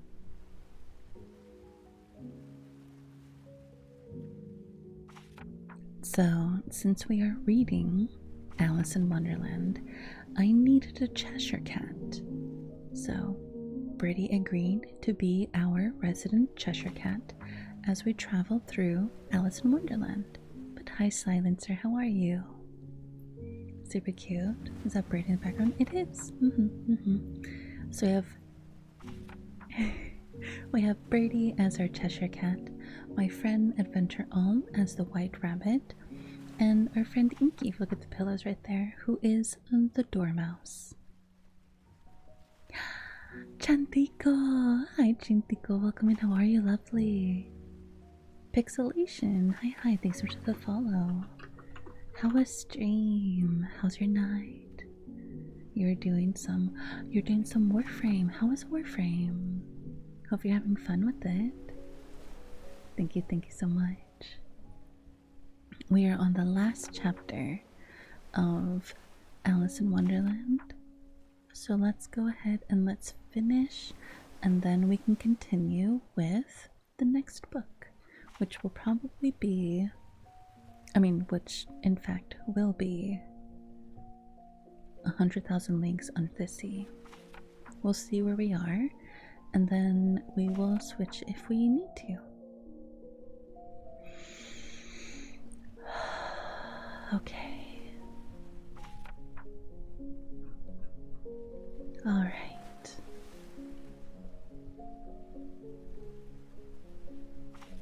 Under the Sea.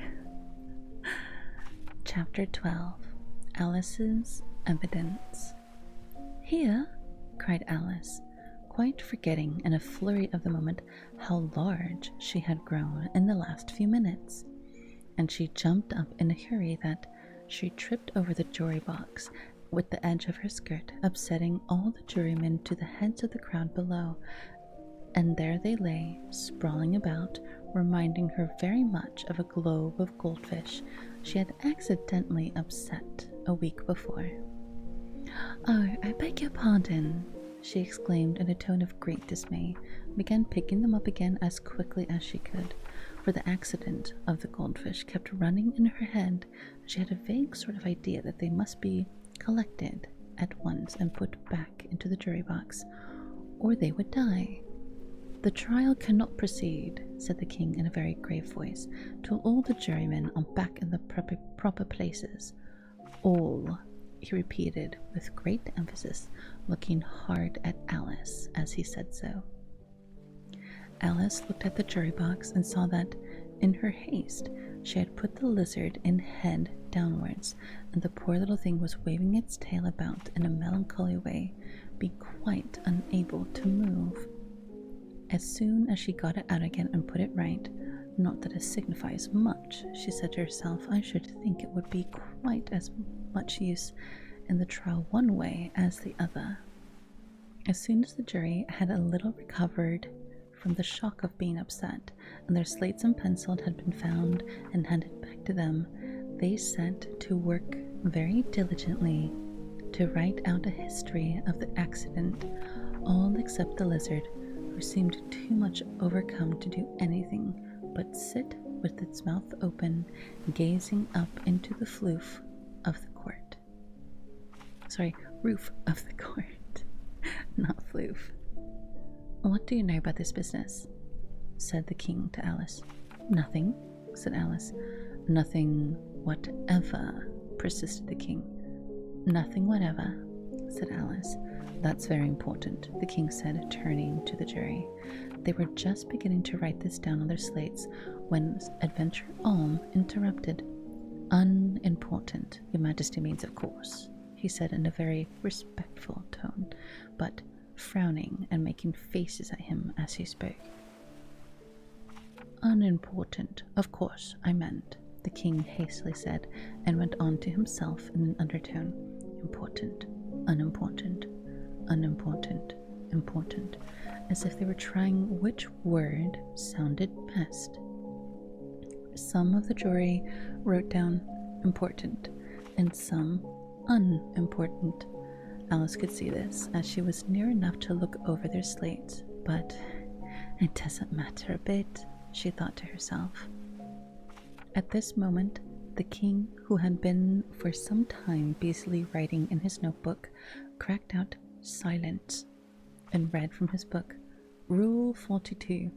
All persons more than a mile high to leave the court. Everybody looked at Alice. I'm not a mile high, said Alice. You are, said the king. Nearly 2 miles high, added the queen. Well, I shan't go, at any rate, said Alice. Besides, that's not a regular rule. You invented it just now. It's the oldest rule in the book, said Alice. Then it ought to be number 1, said Alice. The king turned pale and shut his notebook hastily. Consider your verdict, he said to the jury in a low, trembling voice. There's more evidence to come up yet, please, your majesty, said Adventure Alm, jumping up in a great hurry. This paper has just been picked up. What's in it? Said the queen. I haven't opened it yet, said Adventure Alm, but it seems to be a letter written by the prisoner to somebody. It must have been that, said the king, unless it was written to nobody, which isn't usual, you know. Then who is it directed to? Said one of the jurymen. It isn't directed at all, said Adventure Alm. In fact, there's nothing written on the outside. He unfolded the paper as he spoke and added, It isn't a letter, after all. It's a set of verses. Are they in the prisoner's handwriting? Asked another of the jurymen. No, they are not, said Adventure Alm, and that's the queerest thing of all. The jury all looked puzzled. He must have imitated somebody else's hand, said the king. The jury all brightened up again. Please, your majesty, said the knave, I didn't write it, and they can't prove I did. There's no name signed at the end. If you didn't sign it, said the king, that only makes the matter worse. You must have meant some mischief, or else you'd have signed your name like an honest man. There was a general clapping of hands at this. It was the first real clever thing the king had said all day. That proves his guilt, said the queen. It proves nothing of the sort, said Alice. Why, you don't even know what they're about. Read them, said the king. Adventure Alm put on his spectacles. Where shall I begin, please, your majesty? He asked. Begin at the beginning, the king said gravely, and go on till you come to the end. Then stop. There were the verses. The White Rabbit said. The Adventure Alm said. Lord Wee, welcome in. How are you? How's your night? They told me you had been to her and mentioned me to him. She gave me a good character, but said I could not swim. He sent them word I had not gone. We know it to be true. If she would push the matter on, what would become of you? I gave her 1, they gave him 2. You gave us 3 or more. They all returned from him to you, though they were mine before.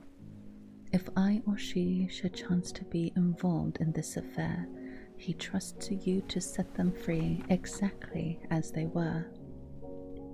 My notion is that you had been, before she had this fit, an obstacle that came between him and ourselves and it.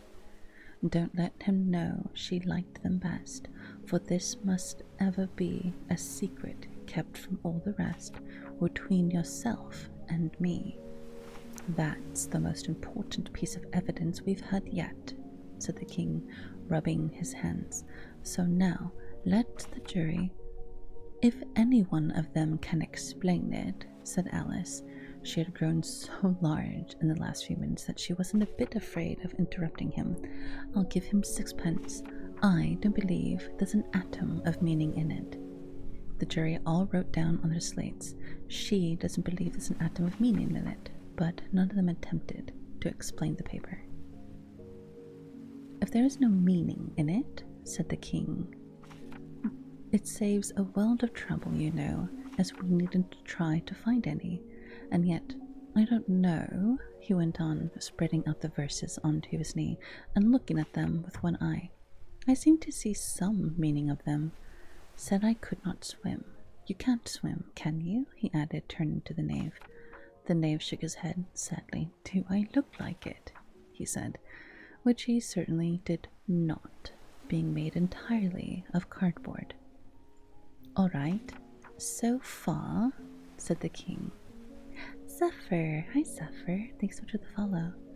"All right, so far," said the king, and he went on muttering over the verse to himself. "We know it to be true. That's the jury, of course. I gave her one, they gave him two. Why, that must be what he did with the tots, you know." "But it goes on. They all returned from him to you," said Alice. "Why, there they are," said the king triumphantly, pointing to the tarts on the table. "Nothing can be clearer than that. Then again, before she had this fit—" "You never had fits, my dear, I think," he said to the queen. "Never," said the queen furiously, throwing an inkstand at the lizard as she spoke. The unfortunate little Bill had left off writing on his slate with one finger, as he found it made no mark, but now hastily began again using the ink, that this trickling down his face as long as it lasted. "Then the words don't fit you," said the king, looking round the court with a smile. There was a dead silence. "It's a pun," the king added in an offended tone, and everybody laughed. The nicely pages go. "Hi, Dan." "It's a pun," said the king in an offended tone, and everyone laughed. "Let the jury consider the verdict," the king said for about the 12th time that day. "No, no, no," said the queen. "Sentence first, verdict afterwards." "Stuff and nonsense," said Alice loudly. "The idea of having the sentence first." "Hold your tongue," said the queen, turning purple. "I won't," said Alice. "Off with her head," said the queen at the top of her voice. Nobody moved. "Who cares for you?" said Alice. She had grown to her full size by this time. "You're nothing but a pack of cards." At this, the whole pack rose up into the air and came flying down upon her. She gave a little scream, half of fright and half of anger, and tried to beat them off, and found herself lying on the bank, with her head in the lap of her sister, who was gently brushing away some dead leaves that had fluttered down from the trees upon her face. "Wake up, Alice dear," said her sister. "Why, what a long sleep you've had." "Ah, I've had such a curious dream," said Alice, and she told her sister, as well as she could remember them, all these strange adventures of hers that she had just been reading about. And when she had finished, her sister kissed her and said, "It was a curious dream, dear, certainly, but now run in to your tea. It's getting late." So Alice got up and ran off, thinking while she ran, as well as she might, what a wonderful dream it had been. But her sister sat still just as she left, leaning her head on her hand, watching the setting sun and thinking of little Alice and all her wonderful adventures, till she too began dreaming after a fashion, and this was her dream. First she dreamed of little Alice herself, and once again the tiny hands were clapped upon her knee, and the bright, eager eyes were looking up into hers. She could hear the very tones of her voice, and see that queer little toss of her head to keep back the wandering hair that would always get into her eyes. And still, as she listened, or seemed to listen, the whole place round her became alive with strange creatures of her little sister's dream. The long grass rustled at her feet as the white rabbit hurried by. As Adventure Alm hurried by, the frightened mouse splashing his way through the neighborhood pool. She could hear the little rattle of teacups as the March Hare and his friends shared their never ending meal, and the shrill voice of the queen ordering off her unfortunate guests to execution. Once more, the pig baby was sneezing on the Duchess's knee, while plates and dishes crashed all around. Once more, the shriek of the griffin, the squeezing of the lizard's slate pencil, the choking of the suppressed guinea pigs filled the air, mixed with the distant sobs of a miserable mock turtle. So she sat on, with closed eyes, and half believed herself in Wonderland, though she knew she had but to open them again, and all would change to dull reality. The grass would only be rustling in the wind, and the pool rippling to the waves of the reeds. The rattling teacups would change to tinkling sheep bells, and the queen's shrill voice of would become the shepherd boy. And the sneeze of the baby, the shriek of the griffin, and all the other queer noises would change, she knew, to the confused clamor of the busy farmyard, while the lowing of the cattle in the distance would take the place of the mock turtle's heavy sobs. Lastly, she pictured herself how this same little sister of hers would, in the first time, be herself a grown woman, how she would keep, through all her riper years, the simple and loving heart of her childhood, and how she would gather about her other little children and make their eyes bright and eager with many a strange tale, perhaps with the dream of Wonderland of long ago, and how she would feel with all their simple sorrows and find pleasure in all their simple joys, remembering her own child life in the happy summer days. The end. And that is Alice in Wonderland. Thank you for the coffee order, Shadow. Scales? You mean like do re mi? Do re mi fa sol la ti do. Do ti la so fa mi re do.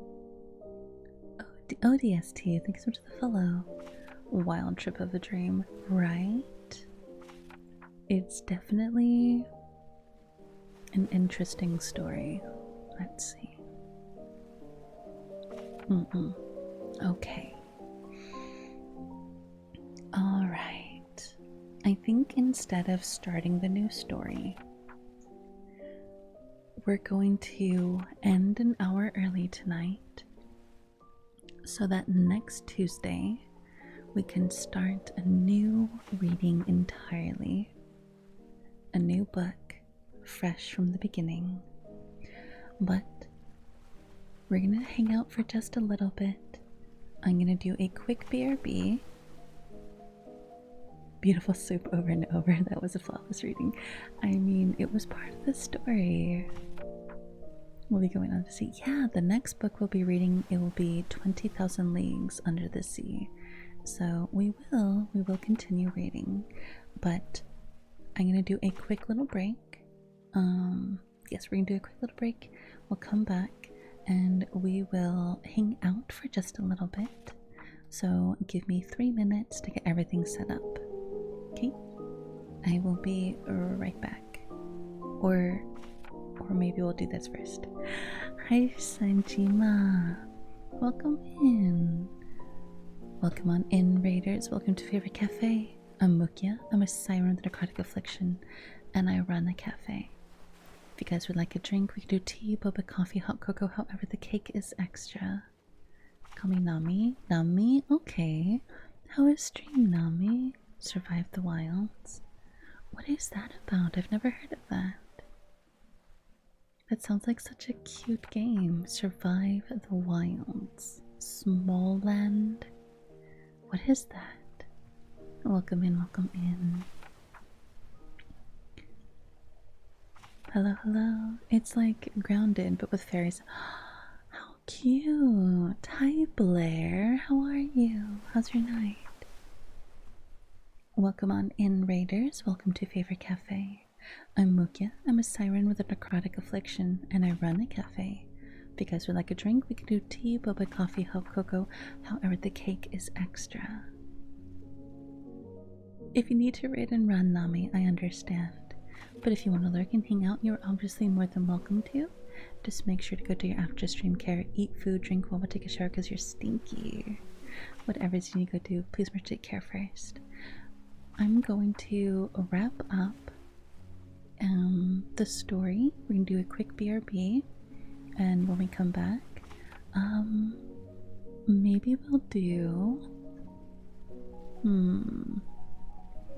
Let's see. Maybe we'll play a cozy game. You know what game we haven't played in a hot minute? We have not played Galaxy Garden in a hot minute.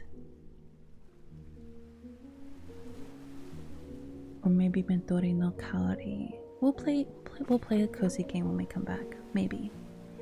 But for now, we'll take a quick break and we'll be right back. Thank you again so much for the raid.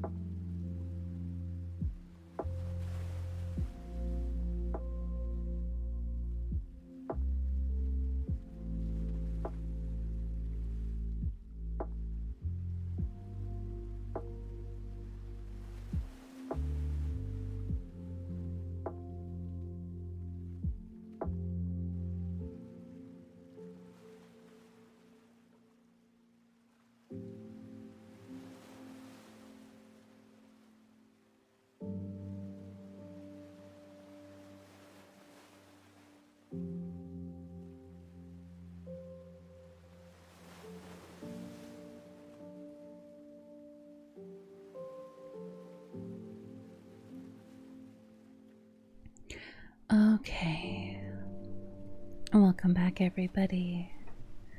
Welcome back. Hopefully, you all had a nice little break and you got cozy and comfortable. Let's go ahead and let's switch back on over. And we'll hang out for a little bit. That was fun. I think I really like reading Alice in Wonderland. It was interesting at first, and I think I had a little struggle with it, but I think overall it was a good time. Welcome back. Thank you, Ralph. And Full Moon, thank you so much for the follow. How's your night? Hope you're doing well. I'm actually really excited to start the next book. The next book we're going to be reading on Tuesday will be 20,000 Leagues Under the Sea. Hi, Phil. Please me to share that I finally found the original version of Kids Horror Story I read. Written by Arthur Conan, the author of Sherlock Holmes. Yeah, I know. Sir Arthur Conan Doyle. We've read some Sherlock before.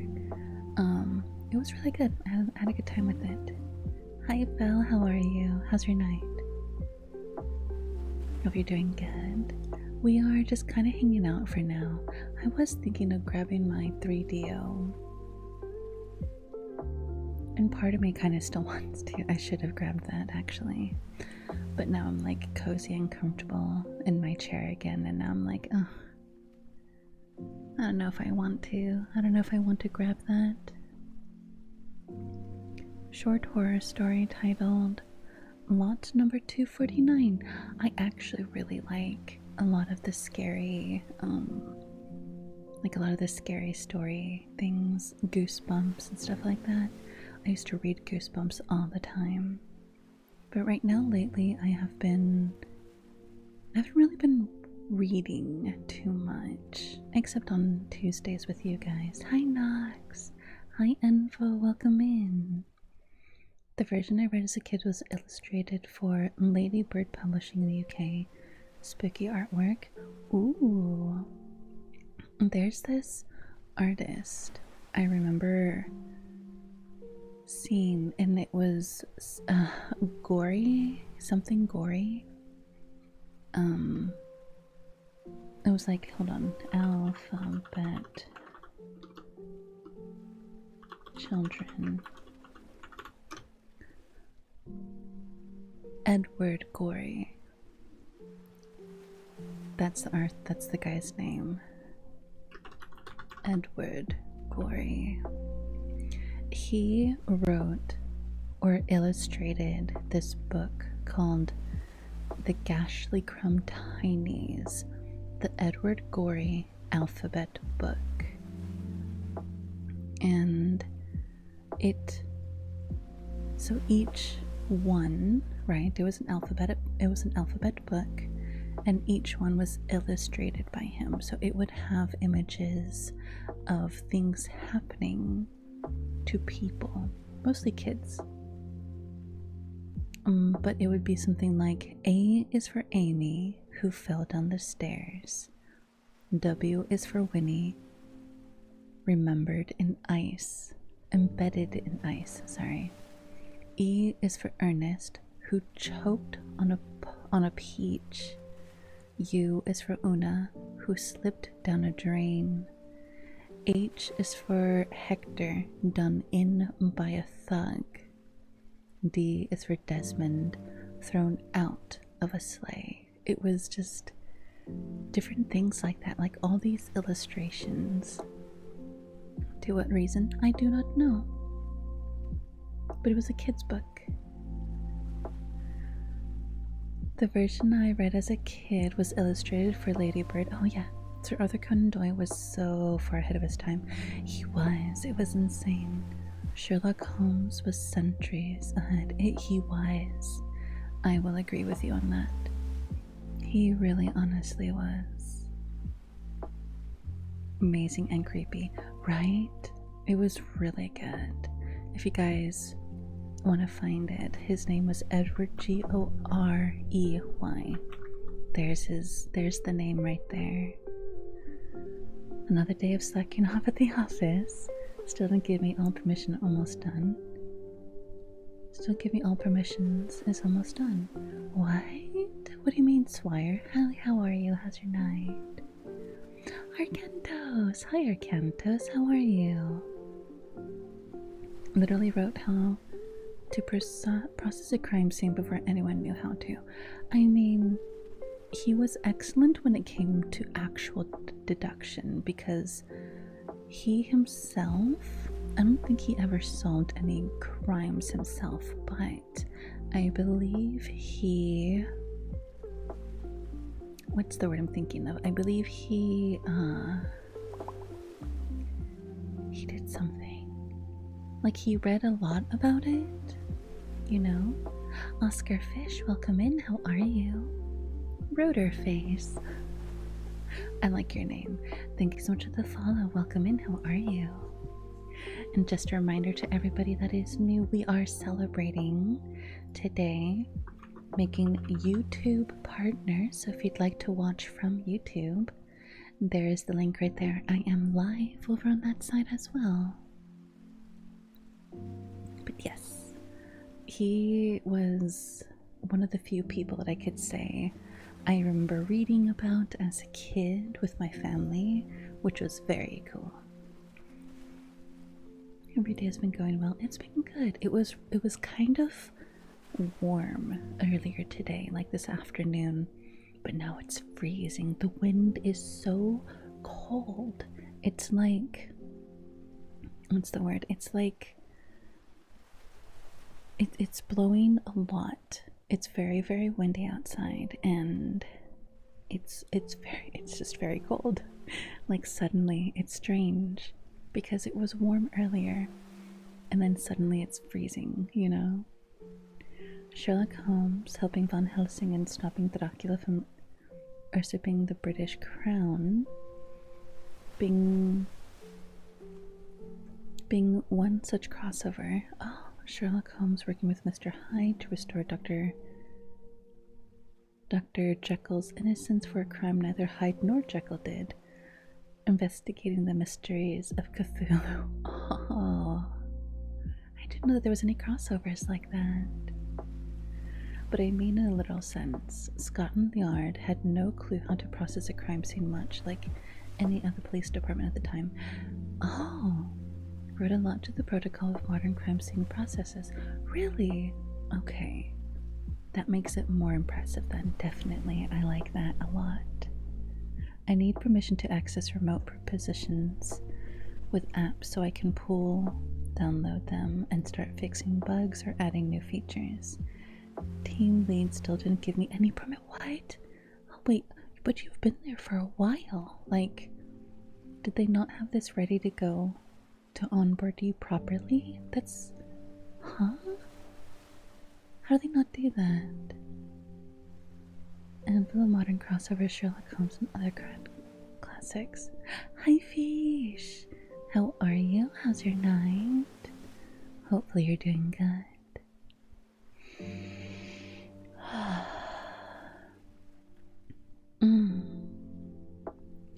I'm actually really excited for the next script because, like I told you guys, I'll be going through a backlog of a lot of my scripts to create the safe for work version of them to upload onto my YouTube. And then if you want to see or listen to the NSFW, you have to be on the Patreon, right? That was the deal I made to myself when we got YouTube partners. So I'll be working on uploading those. But one of the things, so the next video I'm doing is actually about a flirty barista. So I'm kind of excited for that one. Different teams work on different projects. I was given other teams' projects, so I didn't. Oh, so it wasn't like new project. It was like you're taking over somebody else's. Hi, Nero. A cement truck crashed into a prison bus earlier today. Allowed the prisoners to escape. Police are on the lookout for hardened criminals. Get drive-by dad joked. I like your model. Thank you, Nero. I do appreciate a good dad joke, so thank you so much for that one. Hardened criminals. Cement truck. Get it? Chat, get it? Hi, Envo. How are you? I just got a chill. Ugh. I'm gonna make myself a hot drink in probably just a couple more minutes. Fish, thank you for the kiss. Thank you so much.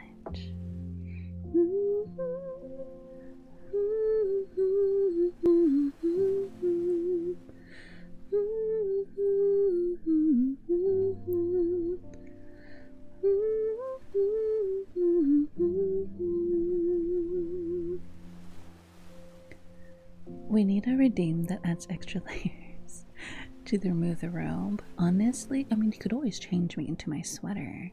My sweater is nice and warm. I'm like a dress-up doll in that aspect. You can change my clothes. Add shawls, scarves, scarves, and scarves, and scarves.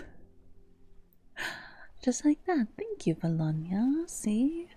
Now I'm much warmer. Thank you for the sweater. Thank you so much. I actually really like a nice sweater. There's just nothing that quite beats it, right? The feel of the soft, like, material on your skin.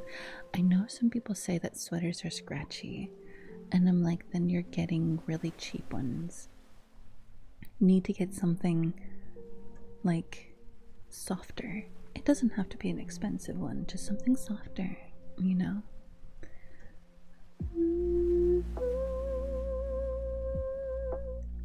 Dun, dun. I also updated something, and I don't think I really got to tell you guys about it. So, I have been struggling to find a way to showcase or tell you guys about the daily sub thing that we do, right? So every time you guys sub, do bits, we have a roulette for the ASMR redeem, and on the list is affirmations, playful scolding, kisses, and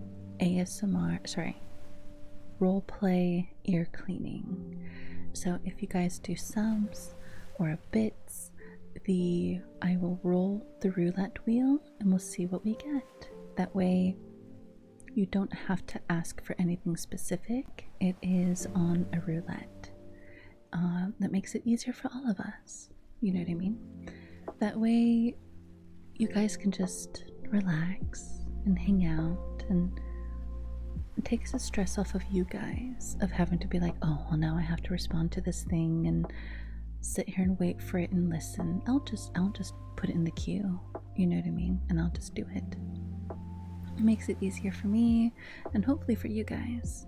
So I thought that was a nice little way of changing it up from having to do, of having to do like the subscription or the bits and then sitting around and waiting, you know? Far safer than Russian roulette. Oh yeah, definitely.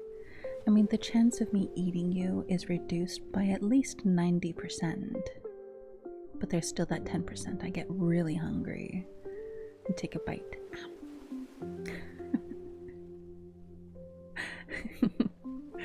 I mean, because halfway through stream I do get hungry, you know?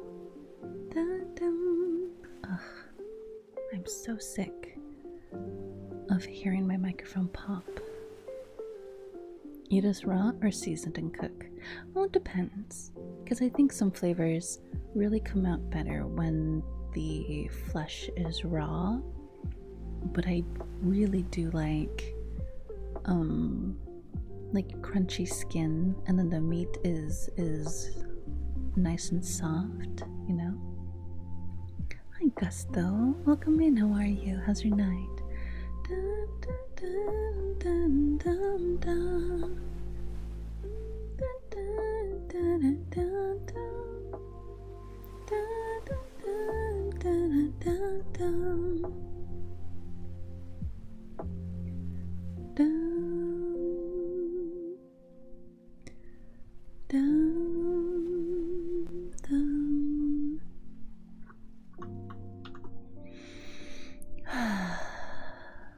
So rare with a good sear. Yes, that's a good way of putting it. Rare with a good sear.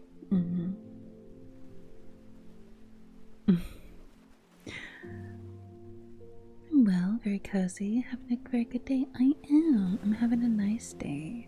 We finished reading Alice in Wonderland earlier, and it's a hard story for me to really put a lot of commentary in, because so much of it I found was just like nonsense, you know, that it's difficult to put into a way to explain or have critical, like, not ideas, but critical thoughts of. Because like I said, a lot of it was just, it felt like just nonsense. It was like, okay, now this thing is happening and it's random and we don't know where it's going. But then there's you know what I mean? Does that make sense? Like, I liked it. I thought it was funny, but it doesn't make it easy to have a way to critically analyze it, you know? I think my favorite part was being here for the cake reading. Hi, Jump. Welcome in. How are you? But I think my favorite thing about it was the nonsense. It was just a silly read, you know, a good time to just sit and read, you know. But I actually really like reading poems. I like poetry about love, about deep feelings. Like what you mean. A little nonsense is fun, but if it's all nonsense, it's harder to take serious, right? And then it's really hard to like have any thoughts about, you know, like it's all well and good, but at some point you're just like, okay, so what am I supposed to think of this then, you know? Because I feel like I'm supposed to have some type of thought about it, but I can't, because it all just felt like nonsense. But still, you know what? I'm gonna read, before we end for the night, I'm gonna look up some love poetry. Do you guys want to hear some love poems? I personally like love poems.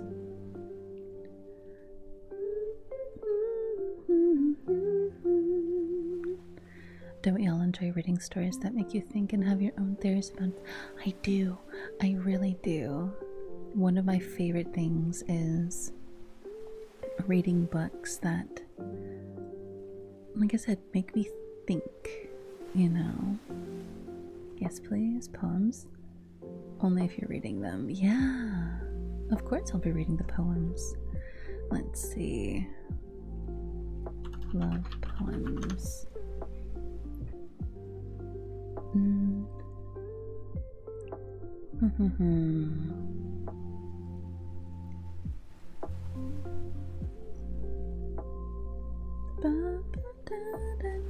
Love poems and others. Let's take a look at this. By D.H. Lawrence. Let's Let's see. Let's pick one. Kisses in the Train. Ooh, I love that. I like the way that sounds. I like different books for different moods. Like sometimes, yes, I want to think. Other times, I just want to be like, haha, that was silly. Yes, I agree. I like that. But, alright. Kisses in the Rain. I saw the midlands revolve through the hair, the fields of autumn stretching bare, and sheep on the pasture tossed back in a scare. And still as ever the world went round, my mouth on her pulsing neck was found, and my breast to her beating breast was bound. But my heart at the centre of all in a swound was still in a pivot, as all the ground on this prowling orbit shifted round. And still in my nostrils the scent of her flesh, and still my wet mouth sought her afresh, and still one pulse through the world did thresh, and the world all whirling around in joy, like the dance of a dervish, did destroy my sense, and my reason spun like a toy. But firm at the center my heart was found, her own to my perfect heart beat bound, like a magnet's keeper closing the round. Cute. I like that. A bit short, but cute. Hi Viking, welcome in. Head off to bed. Good night, fish. Have a good rest. Good night, good night. Mwah. Rest well. You ordered a latte? Nice. Lattes are good. I'll do one more. Let's see. How about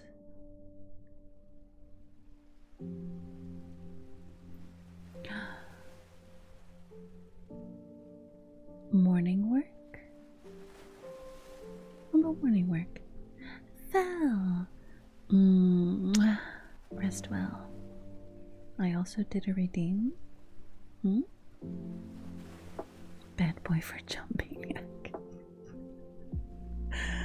For only if they say it's okay.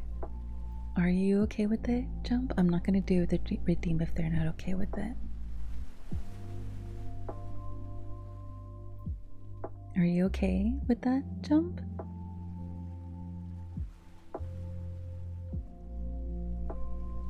I think it's deserved.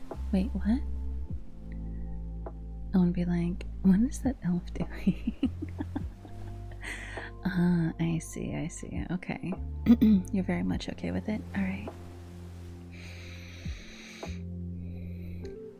Bad boy. Jump. You are a bad boy. Bad boy, Jump. Jump, you are detestable. Jump, you are a greedy boy. Jump, you are a detached boy. Bad boy, Jump. Bad boy. And bad boys, they don't get kisses, and they get bites on their neck. And thank you for the redeem, Viking. Thank you for asking. Of course. I want to make sure that you're okay with something like that before I just do it. Smile and blush a little. Because you are a bad boy, Jump, obviously. And thank you for the forehead kiss. Yura, thank you for the head pat.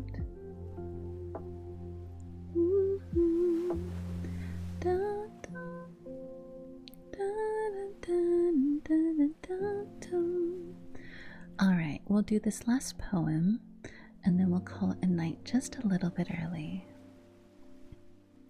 An issue, at least one. You have many issues, but what's up, Viking?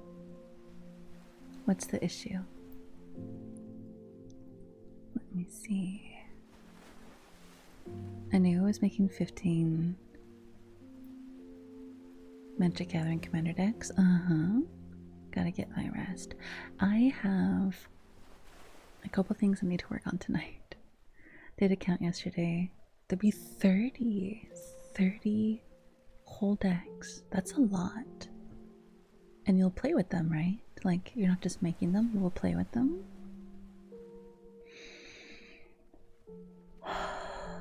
Morning work. A gang of laborers on the plied wet timber that shines blood red beside the railway siding seem to be making out the blue of the morning, something fairy and fine, the shuttle sliding. The red gold spools of their hands and faces such shuttling hither and thither across the morning's crystalline frame of blue, trolls in the cave of ringing cerulean mining, and laughing with work, living their work like a game. Not quite a love poem. One more love poem. I want a love poem.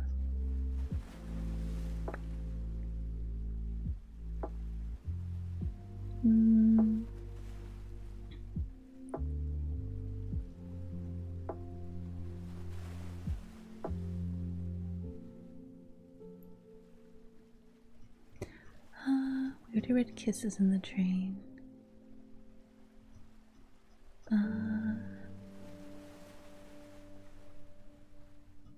Lilies in the Fire?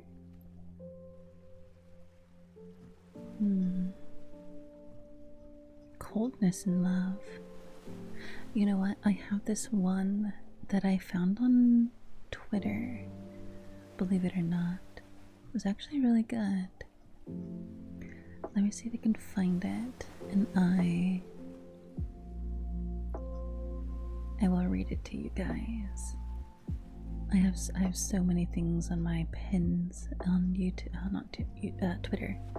On Twitter, I just need to find it. It's really good, honestly. Where is it? Oh, I pin way too many things. Like way too many things. I'm still scrolling. Let's see.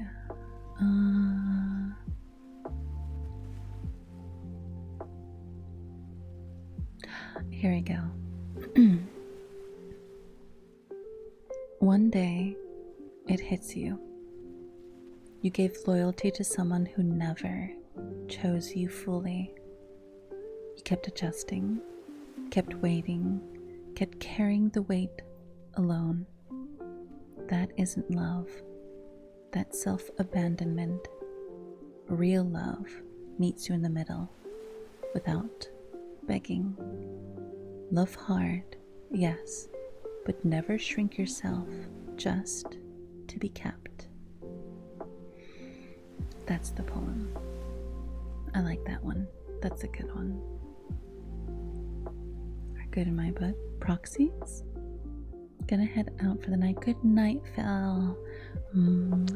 Rest well. I like it too. It was good. It was a good one. It's a good reminder for all of us. But we are gonna wrap it here for the night. We're gonna go find somebody to raid on into. So YouTube, thank you again so much for hanging out with me and celebrating my first partnered YouTube stream. I'll see you guys next week.